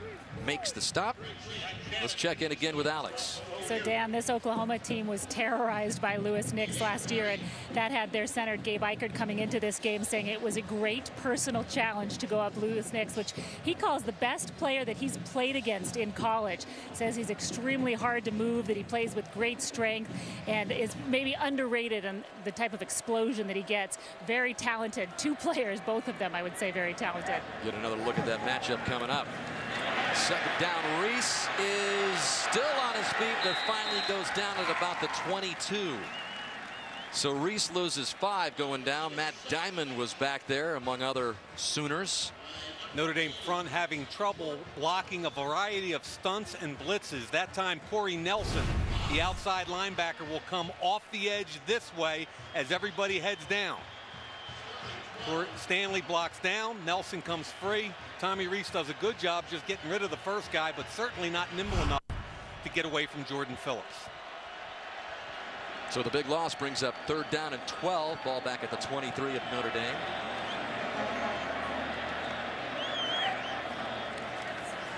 More pressure from the left edge. Reese steps up, avoids it, incomplete, and that'll bring up 4th down and the punting unit intended for Will Fuller.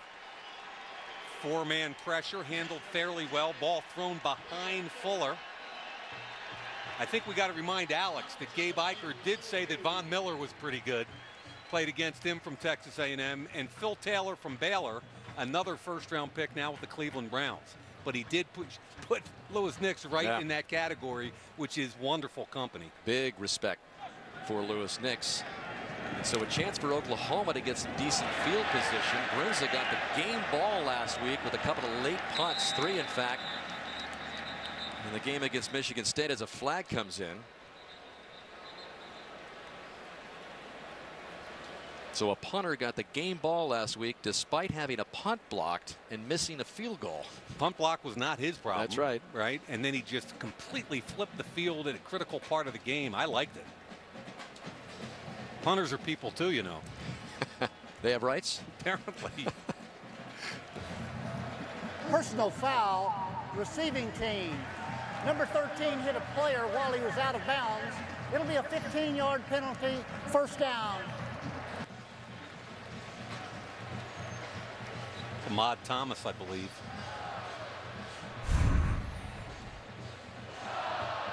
Look in the bottom of your screen. Yeah, once that gunner's out of bounds, you got to leave him alone. Yep. So the penalty on Ahmad Thomas, and we'll be right back with the Sooners leading by 10. Tuesday, a new NHL season begins. The Capitals facing off against the defending Stanley Cup champion Blackhawks. Then it's the Sabres and the Red Wings in the premiere of Wednesday night rivalry. A new NHL season begins Tuesday night on the NBC Sports Network. Not exactly hockey weather here today at Notre Dame Stadium. A hot day. And Oklahoma taken over at its own 33. Leading 24-14. As Bell looks deep downfield, and Saunders was the man he wanted. Kivari Russell was on him. He gets hit as he's throwing this. Ball went wild on him. It's a play action. He's looking for a post corner. From this side comes pressure just as he's getting rid of the football. Prince Shembo. They're looking for the corner route. They beat Russell cleanly, but Shembo disrupts it. There's a hit by Shembo as Bell was limping just after the play, but he's still in there on 2nd and 10. And he's going to run it. And he's got the first down. So Bell with that big body again picking it up. Gain of 11. Jalen Smith with the stop. Bell getting up slowly again. He's going down.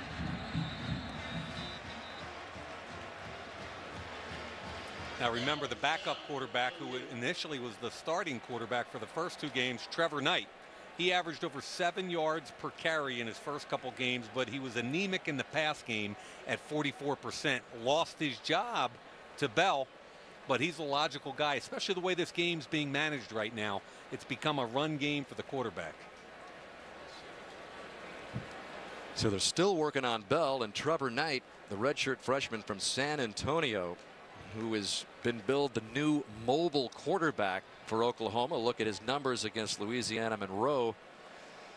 He also started the 2nd game against West Virginia. And Trevor Knight, his time might have come again here, as they're still working on Blake. Yeah, I wonder if it's a cramp. The way they're working him right now, it's a cramp, which is good news for both, obviously, Bell and for Oklahoma fans. So with 6:18 left here in the 3rd, and Blake Bell still being worked out there. You really think that if Bell is not able to go, Mike, that Trevor Knight, who again, as you mentioned, had some problems in the passing game in the first few games for Oklahoma, is ready to go and might be okay, huh? I don't know if he's ready to go, but I think he's the guy. I mean, it's next man up. There's not a whole lot of choices, and the fact that he got some work the first 2 weeks of the season, I think, helps him come out on the road in this kind of environment. Now, there was a lot of clamoring for him. I mean, people thought that Blake Bell was going to be the guy, and no one was more disappointed than Blake Bell when Knight was named the starter. Let's take a look at the hit that Bell took a couple of plays ago. Prince Shembo coming in there, and you can see immediately pointing to his left leg.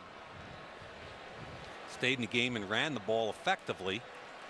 Yeah, picked up a nice first down, and Bell now being helped off the field.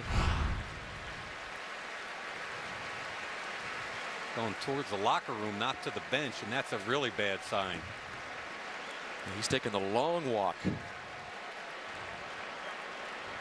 I'm hoping that it's for some intravenous fluids and nothing else. That's my hope just for kind him. of really quickening the gait there as if to try to loosen himself up.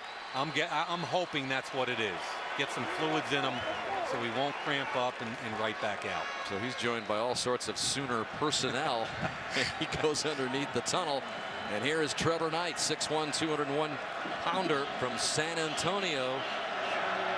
Again, the starter to start the season for Oklahoma. And he keeps it. This is what he does best, is run it. And Trevor Knight, on his very first play of the game, gets huge yardage. Yep. 30 yards before Matthias Farley stops him. I mean, it's a huge alert, and that was a quarterback run all the way because the backup fullback, Ripkowski, blocked the contain. Watch what happens here. Excuse me, right there at the point of attack. It's not Ripkowski, it's Millard as usual. That was quarterback keep all the way. No surprise for a guy like Knight, who rushed for 103 yards in the opener against Louisiana Monroe. Yeah, his comfort level is running it, not so much throwing it. This time he hands it off to Clay. And Clay with another big gain. Council with the stop. It'll bring up 2nd down and 3. And ironically, you know, the change of pace here, it's the same offense, but this kid's a quicker runner than the bigger Bell. There was even some folks in Norman using the Johnny Manziel comparison. Now that's a little early, but kind of like you going to Ben Roethlisberger with Blake Bell. That was just a physical thing. When it shows up on Twitter. Maybe by the end of the game you might get over it. But anyway, on 2nd and 3, Knight at the controls. And he gives it to Clay, and Clay has the first down. He's inside the 10 and the 5, or it'll be 1st and goal, Oklahoma. Well, I'll tell you, Millard again at the point. Also Bronson Irwin. And they're up and ready to go again. Millard, 33, gets a key block. First and goal from the 4. It's Clay. And this time he's pushed back, led by Jalen Smith, the first freshman to start at outside linebacker for Notre Dame in some 18 years. Got a flag on the play. Offside. Defense. Number 12. First down. I think they got that Did he number say wrong. number 12? I believe he did. That would have been Andrew Hendricks. And I don't think Hendricks is in there. Is it? In fact, Butler. It's Devin Butler, indeed. The true freshman. True freshman who got back into the lineup a bit last week. Yeah, he did. Freshman from Washington, D.C., called with a penalty.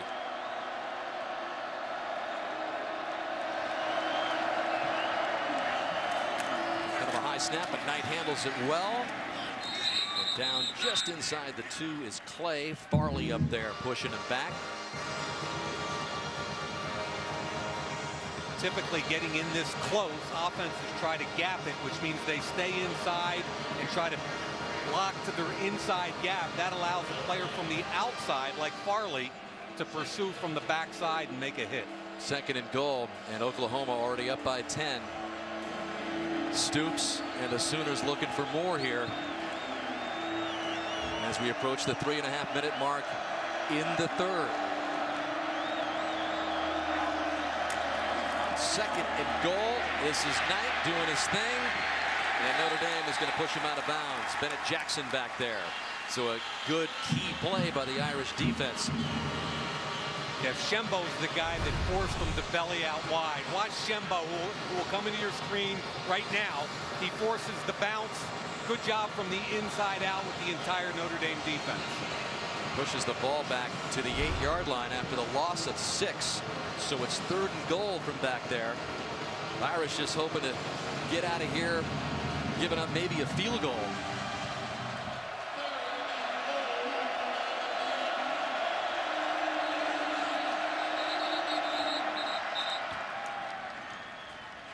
And a timeout called by the Sooners.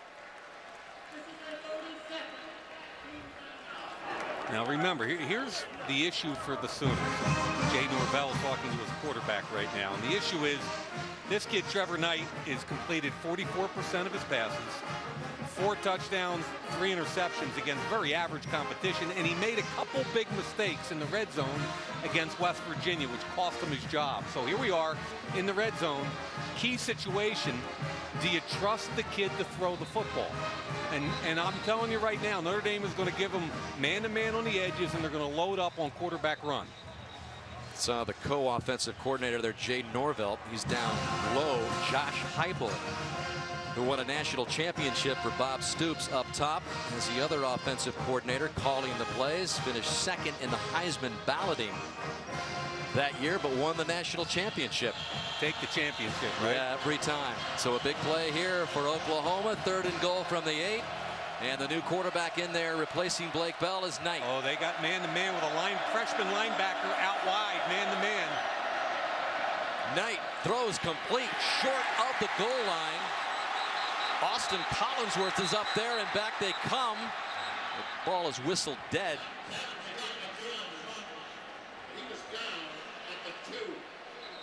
They're calling it down at about the 2 or 3 yard line. Good job by Collinsworth. See the freshman, number 9 in the slot. They're playing zone now, and Collinsworth does a great job driving up and making a sure tackle on the 2 yard line. So Saunders Look at down there. He's trying to rip it out. Yep. Ball flipped out just afterward. Hey, that's a really good one-on-one tackle, and that's critical. Nice job by Austin Collins. So on 4th down, Sooners attempting a 20-yard field goal. Again, here's Honeycutt.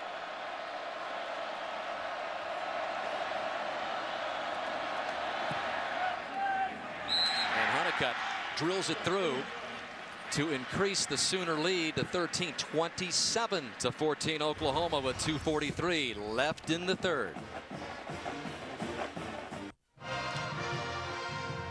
Well, Thursday, Team USA takes on the international side for the coveted President's Cup. It'll be staged at Muirfield Village, Jack Nicklaus's course. President's Cup begins Thursday, 11:30 Eastern on Golf Channel. Continues Saturday morning at 8 o'clock here on NBC. So Oklahoma with a couple of field goals here, making it 27-14, 2:43 left. And Bob Stoops looking good at the moment to continuing his dominance when his team has been up at the half. Again, 135-9 when his teams have led through the years, 36 straight. Thought it was pretty cool when he hired his brother 2 years ago as a DC after he got let go at Arizona. Mike Stoops doing a great job, I think. They allowed 9 points a game heading in today. Played extremely well, generating 3 turnovers, which effectively are the difference in this game. We were talking to Mike, and he was telling us, you know, it's great to be back. It's great to be back near my brother. But we still fight like brothers, and you ought to know a thing or two about that, huh? Yeah, I'm one of 7, and they're 5 boys, and it's a little bit like the Stoops. We're all safeties, and we all were the best athlete in their family, and there's a lot of arguing that goes around that dinner table.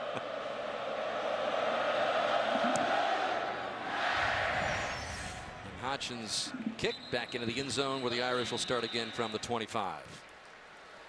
Well, talk about coaching trees, and the one that comes from Iowa is pretty impressive. Both Stoops, players, coaches there, and it goes on beyond that. Yeah, there's 4 on both sides. Norvell, the coordinator, Jerry Montgomery, the defensive line coach, and for Notre Dame, Bob Diaco played at Iowa, Bob Elliott, whose father is Bump Elliott, Kerry Cooks, and Paul Longo.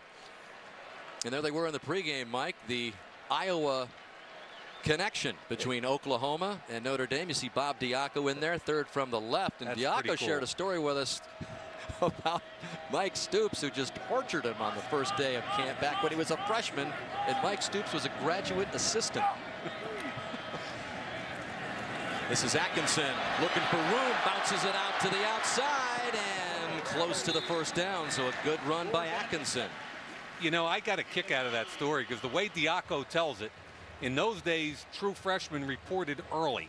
And he was the only true freshman linebacker in camp for 4 days. And the graduate assistant assigned to freshman linebackers was Mike Stoops. And you got a young linebacker coach trying to impress his head coach, and all he did was run Diaco for 4 straight days in the blocking bag. Second and short. Wow. Atkinson breaking again. And George Atkinson is having himself a game already over the 100-yard mark with that big 80-yard touchdown run. That one good for 14. As Notre Dame and Brian Kelly continue to try to see what emerges from this group of running backs. And they're one-dimensional right now. I mean, let's face it, they've thrown the ball for 52 yards and they've thrown 3 interceptions. The run game is keeping them somewhat in this game. 11 carries, 143 yards for Atkinson. Notre Dame trailing up by 13.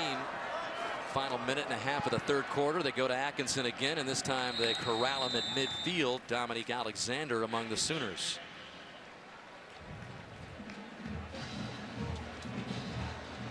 So a career high rushing total for the junior out of Stockton, California.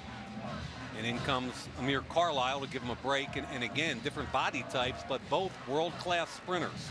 Carlisle, the transfer from USC, who overcame a couple of injuries that left him on the sideline for so long. So finally getting his time with Notre Dame to start this 2013 season.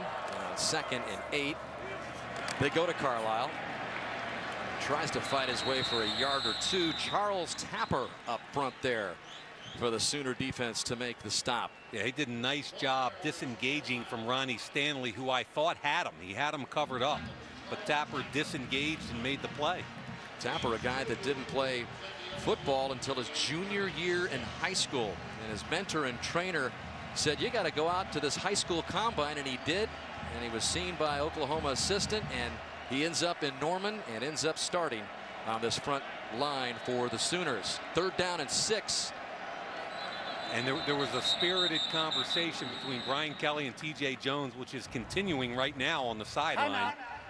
And Brian Kelly was trying to get him adjusted, and TJ kept yelling back at him, trying to understand it. There was a disconnect, and Brian Kelly called a timeout. So the clock stopped at 22 seconds. And a big call coming up here, 3rd down and 6.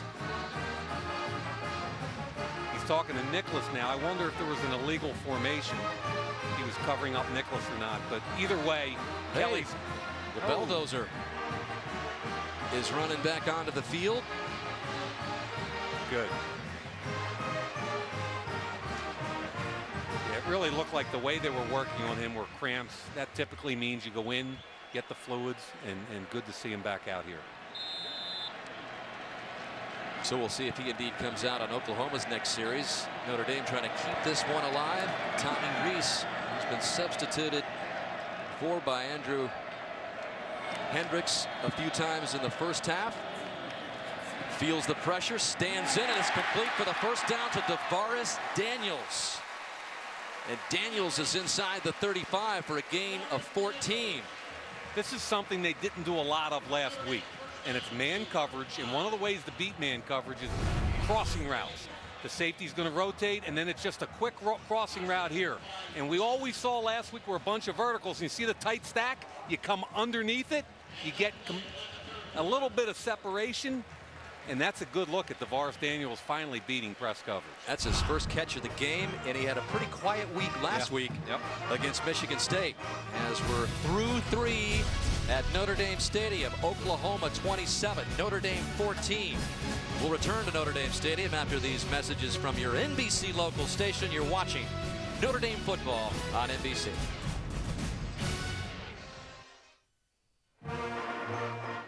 Oklahoma had the 21-7 lead at the half. Notre Dame came out in the second half with a big 80-yard score by George Atkinson, but the Sooners have added a couple of field goals to take a 27-14 lead here into the fourth quarter, and the Irish on the move at the Sooner 35.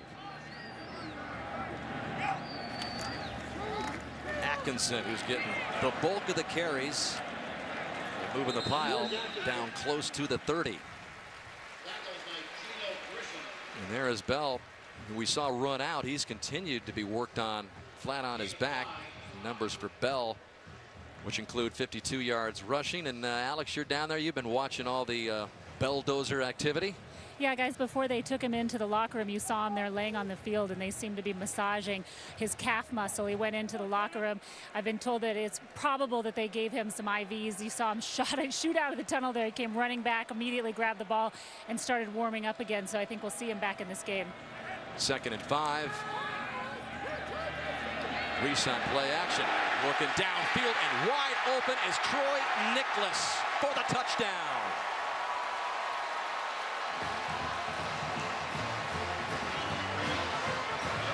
Boy, is there a bust in that Oklahoma secondary. They pull Chris Watt off the play action. Nicholas is going to line up here and just come down here and out. And what happens is the corner follows the post in. The safety doesn't come over top. There's a bust between that corner and safety. Wide open. Good job by Chris Watt, who pulled out from his backside guard position and protected Tommy Reese. 3rd touchdown catch of the season for Nicholas, and it's a big one. And brings his extra point. Brings the Irish back to within 27-21. Solid drive by Notre Dame. 7 plays, 75 yards, capped off by Troy Nicholas in his latest touchdown catch. Notre Dame on NBC Sports is brought to you by Shop Your Way. Shop Your Way bonus members can enter for a chance to win a VIP game experience in South Bend. Go to shopyourway.com/Notre Dame game to enter and see official rules. So Nicholas with the touchdown catch, and a huge game for both programs, keeping their hopes alive in the national championship race. Oklahoma unbeaten, and trying to regain a foothold in a series which has been dominated by the Irish. Just into the fourth quarter, 27-21, Sooners lead it.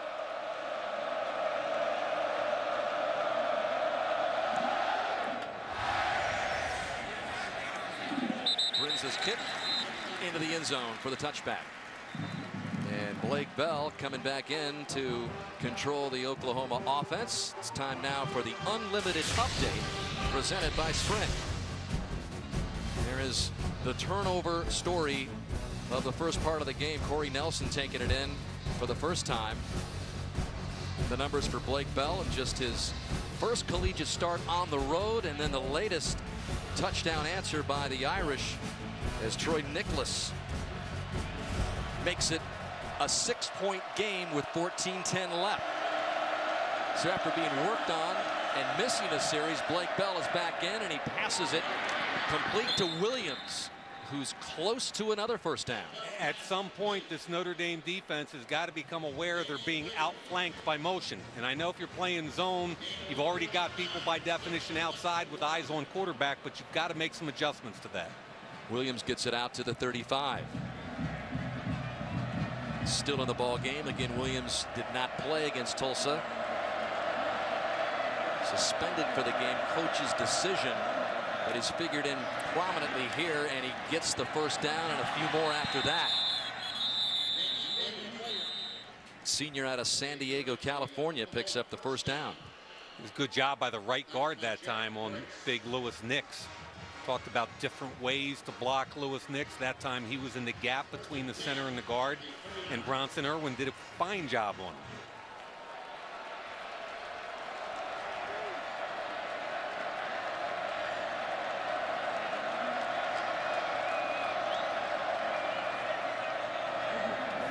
Bell goes over the top here to Millard, and another example of Millard who can just do it all. Block for you, carry the ball, and catch it out of the backfield as well, or wherever position he happens to stake out at.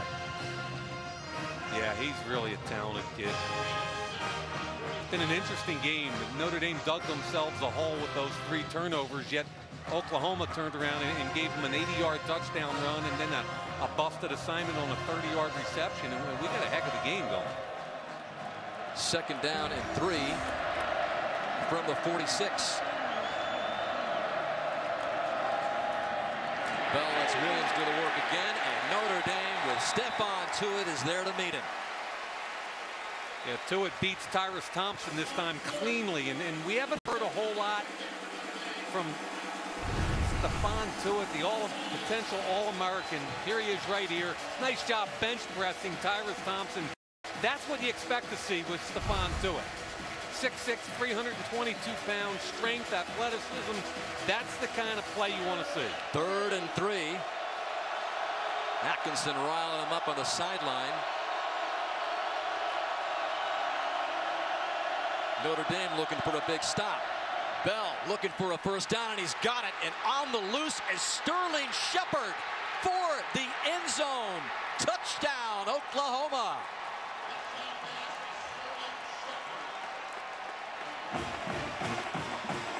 Tight bunch set. And Notre Dame's going to bring a little pressure. What's happening? There's a tight bunch set up here. Shepard's in there. Notre Dame's coming from here. Nice job picking up the blitz and then hitting Shepard on the cross. He goes underneath Grace, who's got to force him over top of him. Grace has to see that more quickly, and Shepard flies. And with the score 33-21, Oklahoma lining up for a 2-pointer here. Yep. They're going to put the ball in between the midpoint and the hash. And remember, the 2-point conversion team has their choice of anywhere they want between the hashes. So off of the career-long reception for Shepard. Oklahoma looking to make it a 35-21 14-point lead. Blake Bell used to this kind of situation for sure. Goes to the air, and it's complete to Shepard. So 2 more points, 35-21. Shepard on the touchdown, 54 yards, and Bell to Shepard for the 2 points to make it 35-21 with 12:24 left. Big 3rd down play by Blake Bell to Sterling Shepard, who goes all the way to pull Oklahoma out by 14.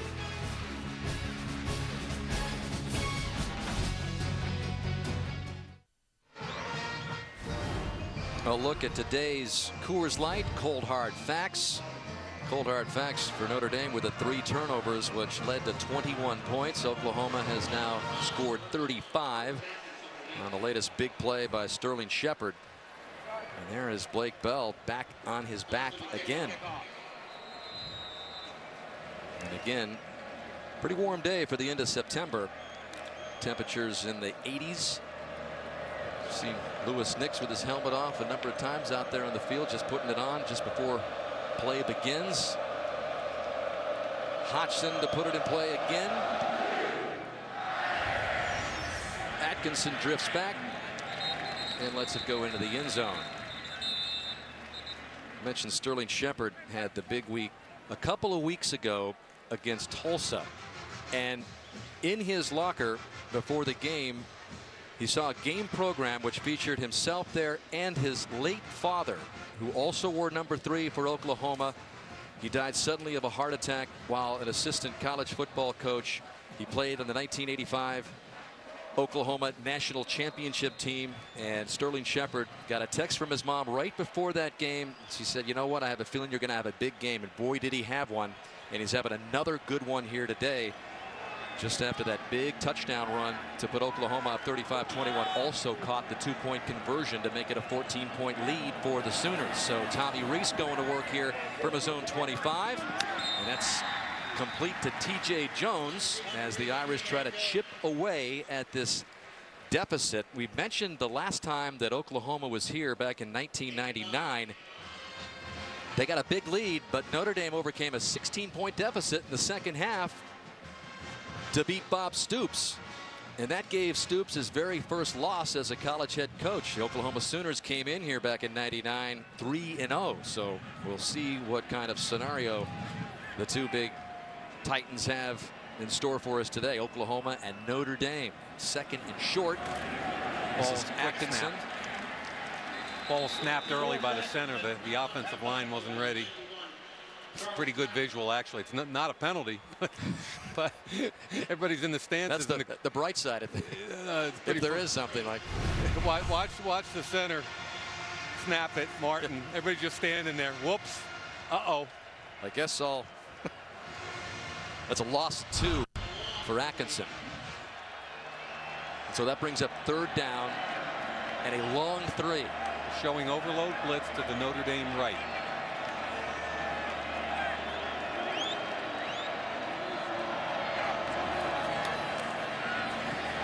He stands in. The ball is tipped near the line of scrimmage. And that'll bring up 4th down.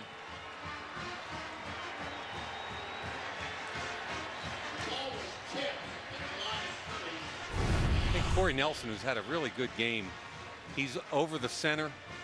They completely destroy the guard. That was Jordan Phillips getting pressure, and then Nelson gets his hands up in a piece. Nelson was telling us earlier this week that last year's defense just had no leadership. He says it's a much different story this season. And Nelson has been a big example of Oklahoma's resurgence on defense. So Saunders hauls it in, and Oklahoma will begin just short of its 30 when we come back, leading by 14. We talked about it earlier. Bob Stoops' first season as Oklahoma's head coach 14 years ago. They traveled here to South Bend. Notre Dame trailed 30-10 in the 3rd quarter, but scored 24 unanswered points to pull it out 34-30. Notre Dame quarterback Jarius Jackson threw for 276, ran for 107, and had 3 total touchdowns as Notre Dame came back to hand Bob Stoops that loss. He told us earlier, I hope it's a different story today. And his quarterback was Josh Heupel, now his co-offensive coordinator. And so the Sooners trying to avoid the same fate today with Notre Dame trailing by 14, 11-10 left. Shortly thereafter, they won a national title. Bell, who's been sidelined and worked on, takes the run. Calabrese is there to meet him for a gain of 3. Now, there's still plenty of time in this game. You're talking about 11 minutes, and you're talking about a 2-possession game. I give Stoops credit. I like the fact he went for 2. It's late enough in the game now where you want to get that 14-point differential. So on 2nd and 7, he's got Trey Millard back there with him. start to bleed the clock just a little bit.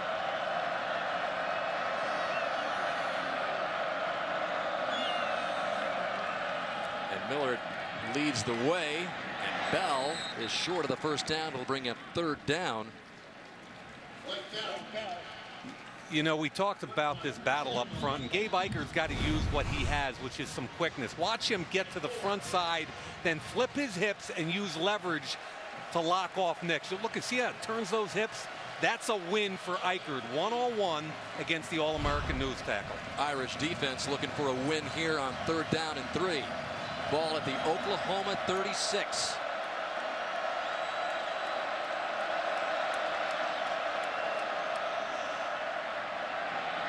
Bell with time, and almost a one-handed grab there by Brennan Clay, but a flag comes in as Clay was hit hard. Ben Council was back there.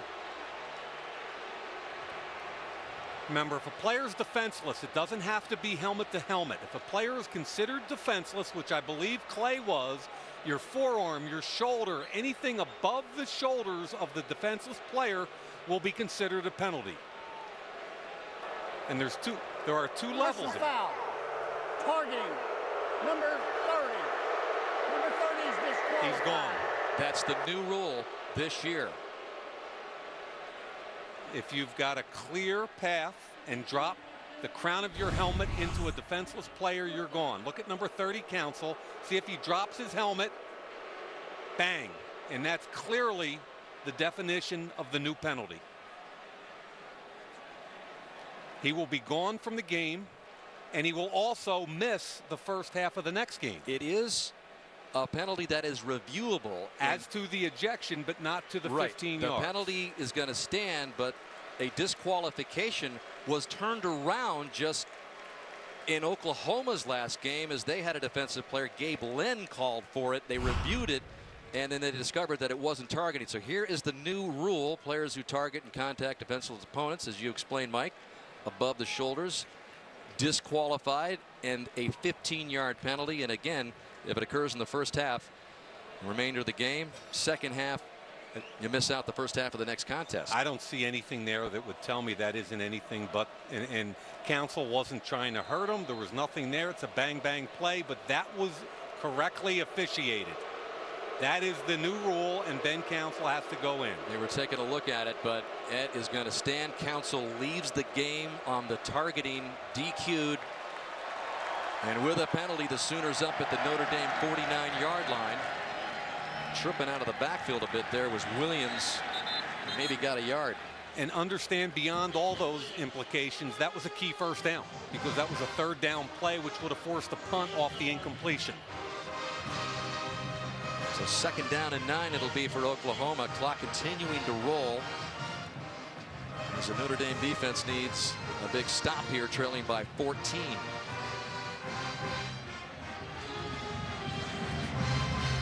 They've won 10 straight at home. That streak is on the line and in danger of being snapped by Oklahoma. Bell backing up, and that is a catch made on the top of his cleats by Damian Williams. He's short of the first down, but a nice grab there for a gain of 6. And by the way, that was well defensed. I don't know how this kid came up with the catch.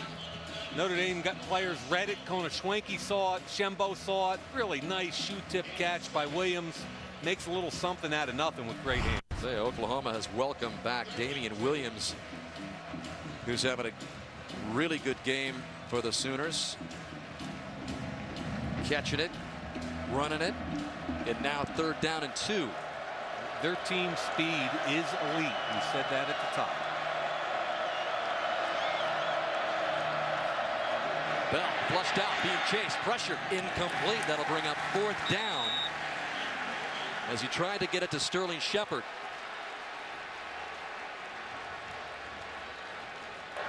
Number 3 was in the area. Bell was slow in getting up again.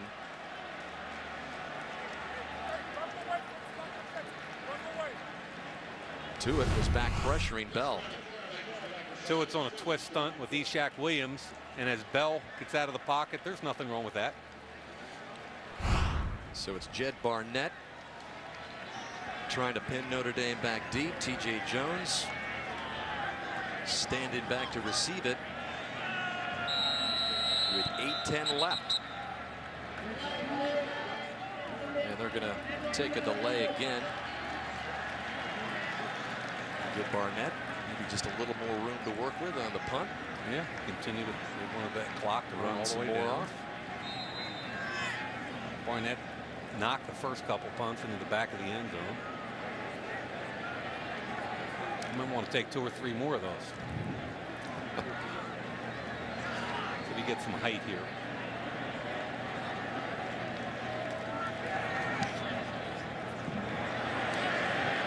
Jones coming up at the 20.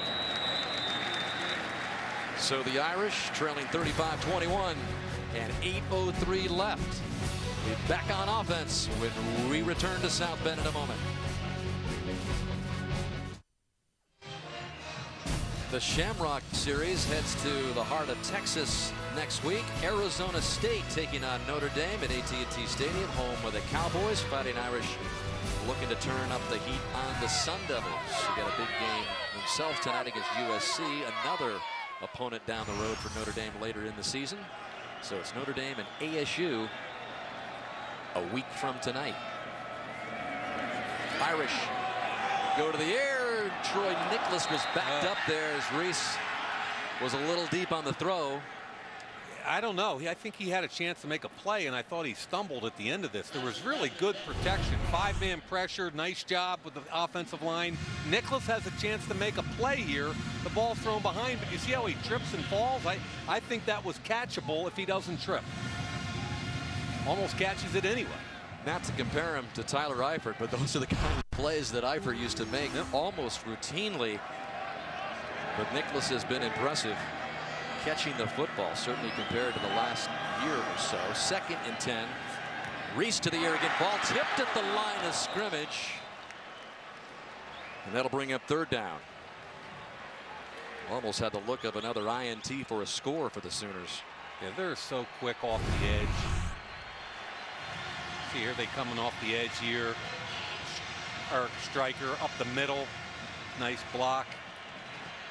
It's Phillips, 6'6", 324. I was at practice on Tuesday. Bob Stoops told me that kid right there at 6'6", 324 did a backflip in front of him the first day he met him at practice. Come on. Full pads. Everybody was telling him that the kid could do a backflip. He was like, get out of here. There's no way. In full pads, in front of Stoops, Jordan Phillips did it. Ball start. Offense number 85. 5-yard penalty, 3rd down. Troy Nicholas with the movement for Notre Dame, which sets them back another 5. So 3rd and 10 turns into 3rd and 15 from their own 15. 7:53 to go.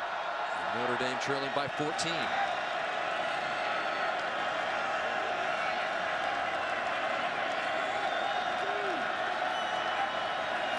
Rush 4. Reese gets rid of it. Intended for TJ Jones. And that will bring up 4th down. Really nice job by the corner there. Sanchez does a nice job. They were trying to get him to bite on a short route and throw it in behind him. And good situational awareness. They're going to have a short route right in front of him and bring it in behind. Watch him. Sinks back under, forces the incompletion, and that's really well disciplined. I like the way he handled that. Cornerback coach Bobby Jack Wright's going to be happy when they watch that tape. Notre Dame needs a good punt out of Brinza, and they get it. Saunders is driven back inside of his own 30. So when it looked like the Sooners were going to get really good field position, Notre Dame is going to have them start at about the 31. 55-yard punt for Brinza, who was brilliant last week with 3 late punts to flip field position. And so that is where Blake Bell and the Oklahoma Sooners will begin this drive with 7:36 left. Well, we mentioned that national championship implications here if Oklahoma can remain perfect, and a look at their schedule down the road, Mike? Yeah, and remember, they've already played 3 at home. This is the first road game. They go home to TCU, and then the big game with Texas, who's been down. Kansas is down. Texas Tech is ranked. Baylor is ranked, but they have an open week before Baylor. So I think the schedule lays out pretty well for Coach Stoops. Oklahoma State lost today. So this is Roy Finch. Haven't seen him in a while, but they finally corral him as Jarrett Grace brings him down. Now you talk about that schedule, and they get an open week before Notre Dame. They get an open week before Baylor, which has become a really good football program. And then they get an open week before Oklahoma State at the end of the season. So they get 3 open weeks, first of all, which is kind of a quirk of scheduling. And secondly, all pretty strategically placed. I think that guy ought to go thank his athletic director. That was well done. 2nd down and 9. Finch remains behind Bell.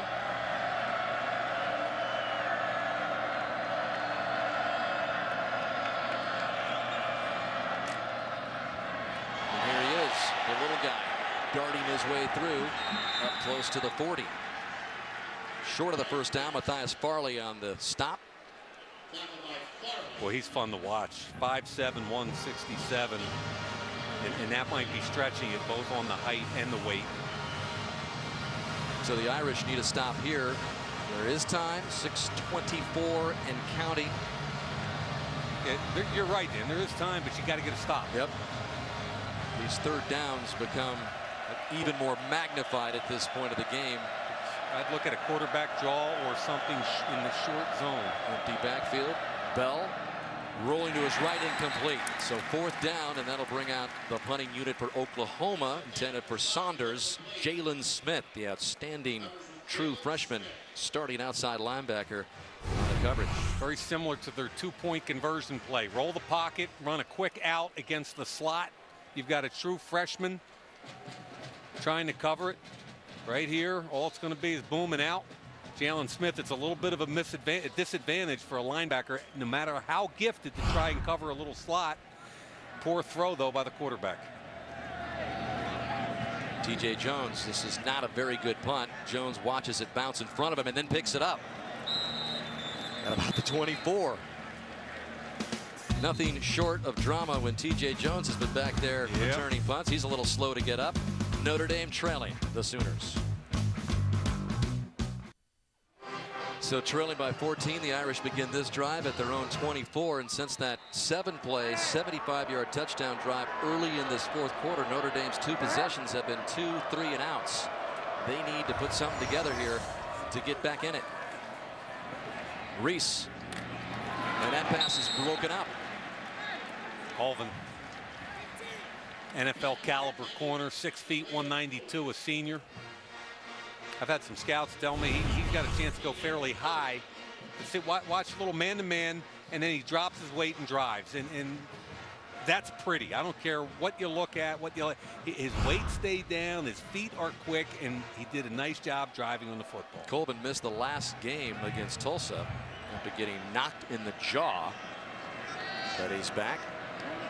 Big break up there. It's 2nd down and 10. Reese. And a little confusion on the route over there with Nicholas. It was the same route they throw in the last series where they try to get a little pick.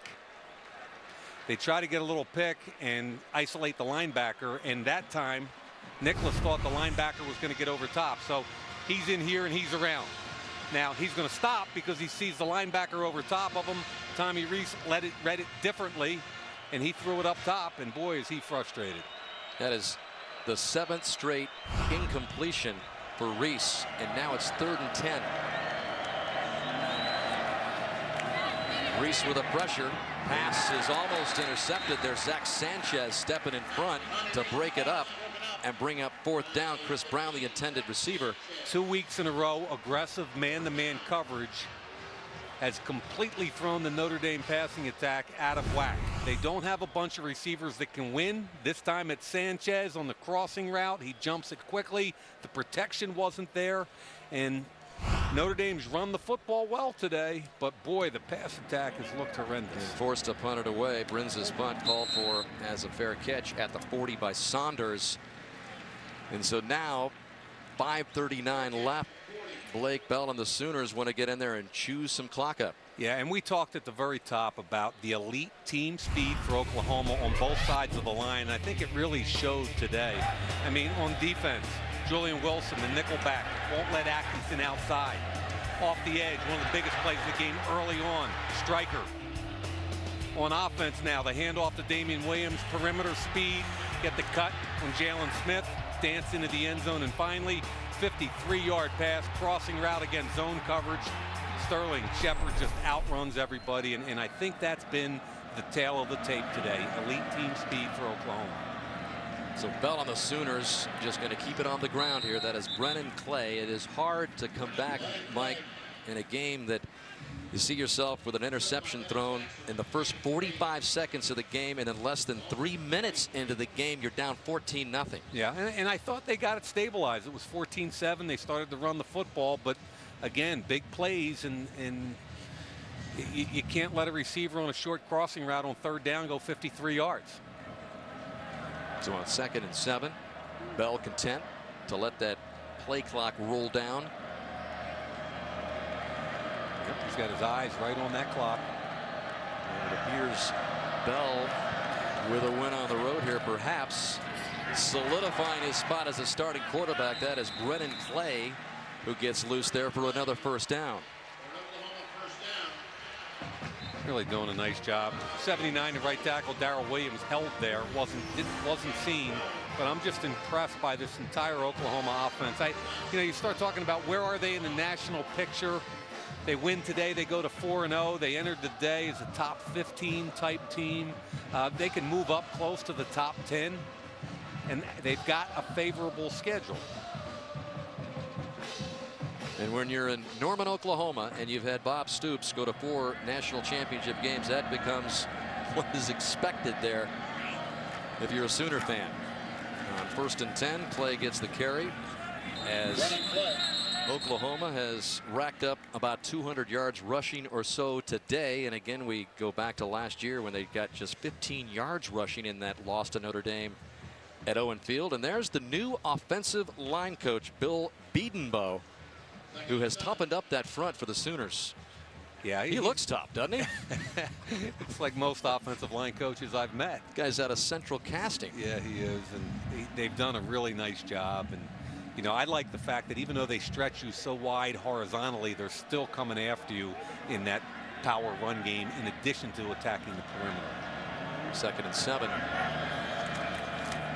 Sooners give it back to Clay, short of the 1st down. It'll bring him 3rd down. Clock rolling, 3:21 it stops at. A nice job again on Nix. They double teamed them, and Gabe Eichert ended up singling them. I mean, their game plan offensively from a scheme perspective, I thought was really smart. Timeout taken by the Irish, stops the clock with 3:21 left. Notre Dame with 1 timeout left and trailing 35-21, in danger of falling to 3-2.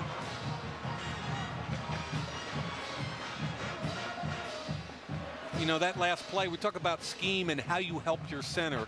You can see the initial double team here and here, and then when the left guard feels that Eichert's got him, he goes up to the 2nd level. Eichert stays on him, and it's been a tough day for Louis Nix, and a lot of it has to do with the ability of Eichert, but even more of it is the coaching staff taking care with scheme. 3rd down and 4.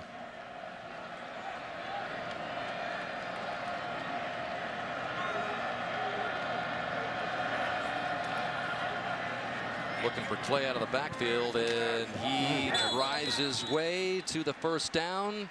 Yep, they spot him just past what he needed to get to. That's a big pickup. Yeah, these running backs run aggressive, including the quarterback Bell. I mean, you don't get any freebies tackling these guys. Well, we took a look at Oklahoma's upcoming schedule, and we talked about how the Irish in the Shamrock Series have Arizona State in Dallas Saturday, then back home against USC, and that'll end the real tough meat of the schedule. Not to say that the rest of the teams, including Stanford down there, yeah, Arizona State hosts USC tonight, as a matter of fact. 1st and 10. Clay continuing to chew up yards and clock. Tackle by Shoemate. Mentioned earlier that Notre Dame has won 9 of the 10 games in this series. Again, most of the games in the series taking place in the 50s and the 60s. But it appears that Bob Stoops is on the threshold of winning for the first time. The lone Oklahoma win, Mike, 57 years ago in 1956. And you know how much he wanted to kind of right what went wrong back 14 years ago in 1999. And more importantly for Oklahoma and his fans, get them on track for perhaps another chase at the national championship. Yeah, and I think there was some frustration last year with the way the season ended up, and I know there were some people didn't like Notre Dame coming into Norman and handling them physically. So I give him credit. He made some coaching changes. He made some philosophical changes defensively. They went to a 3-man front with 3 linebackers, the better to use their team speed. So that's a head coach in the middle of his career still making changes, both because of the conference he's in and because of the personnel he has. And then you have Notre Dame, 10 straight wins here at home, but 15 out of the last 17 games they've won, on the cusp of losing one. Brennan Clay picks up the first down, content to take a seat about the 16-yard line. Gain of 12 for him, and that look on the face of Tommy Rees just about tells it all. 9 for 24, 3 interceptions. I thought the first 2 were not really on him. The third was. Can't keep digging out of 14-point deficits against good competition. It just doesn't happen.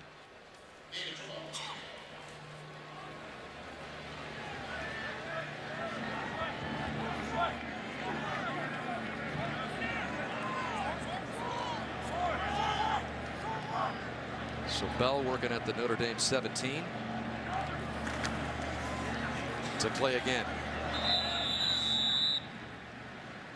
Well, we certainly cannot argue with the weather at Notre Dame Stadium today. Another sellout crowd enjoying the view of it all. Aerial coverage provided by Goodyear. Everything we've learned making tires that go the distance inspires what we roll into yours. Goodyear, more driven.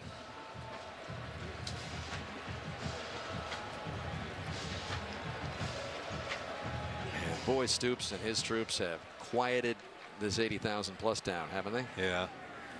Yeah, a lot of them on their way out right now.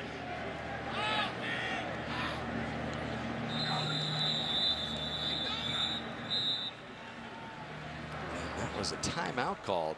Yep. Stoops is like, all right. My bad.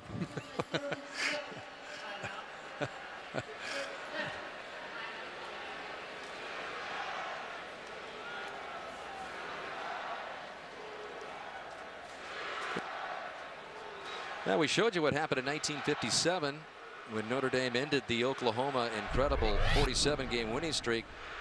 But we just talked about the Sooners' lone victory over the Irish the year before. They were in the midst of that big winning streak. Notre Dame, despite having the Heisman winner that year, Paul Hornung, who's the first Heisman Trophy winner to ever play on a losing team, as Notre Dame went 2-8 that year.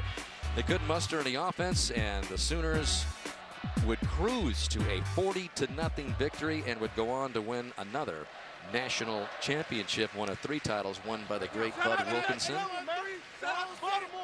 Oklahoma's excellent SID took me on a tour through their football facility on Tuesday, where I saw that Play Like a Champion Today sign and all the Heisman trophies. And I just love history and tradition, and these 2 teams, when you take a step back and realize what they've accomplished over the years, are quite something.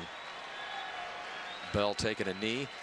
Yeah, they are incredible programs, and in this day and age it just seems like it gets tougher and tougher to win, tougher and tougher to stay consistent, and Bob Stoops has been a model of that, and that's what Brian Kelly on the other side of the field has been trying to rekindle at Notre Dame.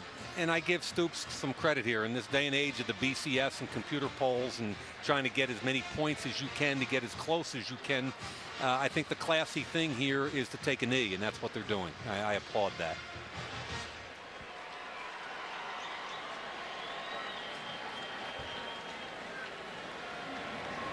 Well, the coaches, Notre Dame and certainly a lot of the players as well, telling us that this was going to be the best collection of talent we could play all year. And in the end, Bob Stoops and his talented and deep, fast Sooner football team gives Notre Dame its second loss of the season and its first at home after 10 straight wins here at Notre Dame Stadium. And I imagine that's what the message will be from Brian Kelly. The team got beat, turned the ball over too many times early. Can't do it against a quality team like that, as Oklahoma moves to 4-0 on the year. When they were a good turnover team, they went to the national championship game. When they were a bad turnover team, they went 8-5 the 2 previous years. It's not that hard a formula. So 35-21 is the final score, as the Sooners just win for the second time in this series. And the first time in 57 years.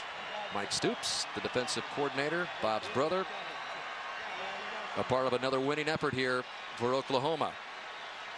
As we send it down to Alex with Mike's brother. Bob Stoops here, Dan. And Coach, you talked going into this game that it would be a measuring stick for you and this team, even though you came in 3-0. What did you learn about your team today? Well, we're still growing, but we played tough. We played hard.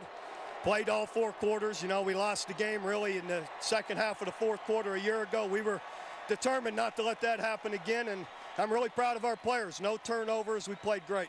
You said this would be one of the most physical defensive fronts that you had played so far this year. So what did it say to you about your offensive line and your running game tonight? I'm really proud of them. The offensive line and Trey Millard, Aaron Ripkowski, the tight ends and backs with them, they did really, they played well. You know, this is a difficult team to run the ball on, and I was really proud of how we did it and ran out the clock. You did it with the quarterback making his first road start. How did Blake Bell handle the moment?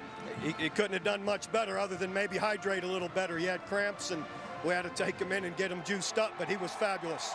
I know that you're focusing on one game at a time. What does it mean to you, if anything, to come in here and win a game here? Well, it is a big measuring stick. They've done, you know, what they've done the last couple of years. They're an excellent football team.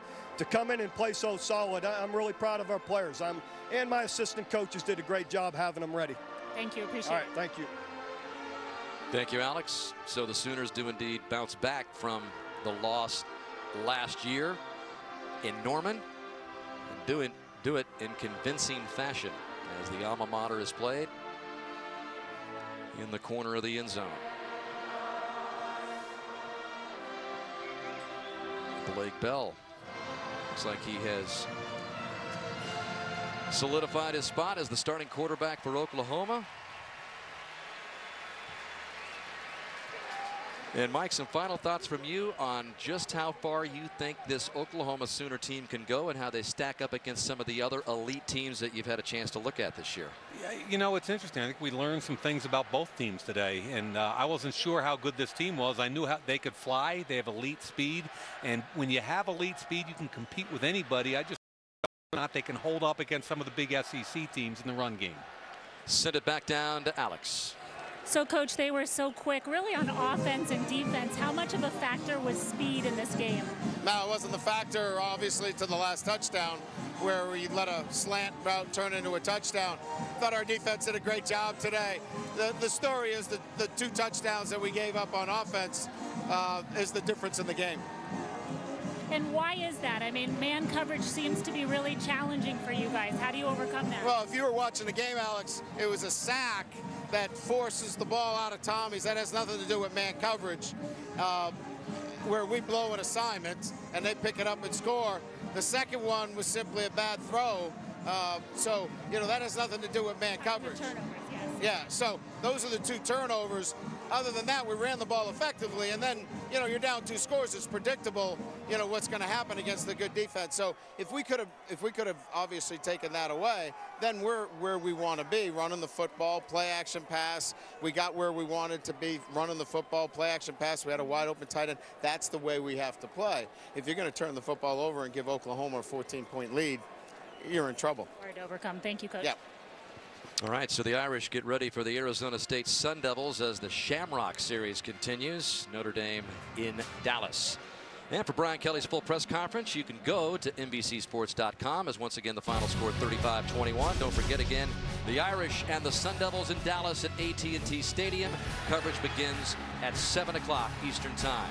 Tonight at 11:30, 10:30 Central, it's the season premiere of Saturday Night Live with host Tina Fey, musical guest Arcade Fire. Right now, stay with us on NBC Sports Network for the Notre Dame postgame show for our whole crew here. Mike Mayock and Alex Flanagan, Dan Hicks saying so long from Notre Dame Stadium. Sooners 35, Irish 21.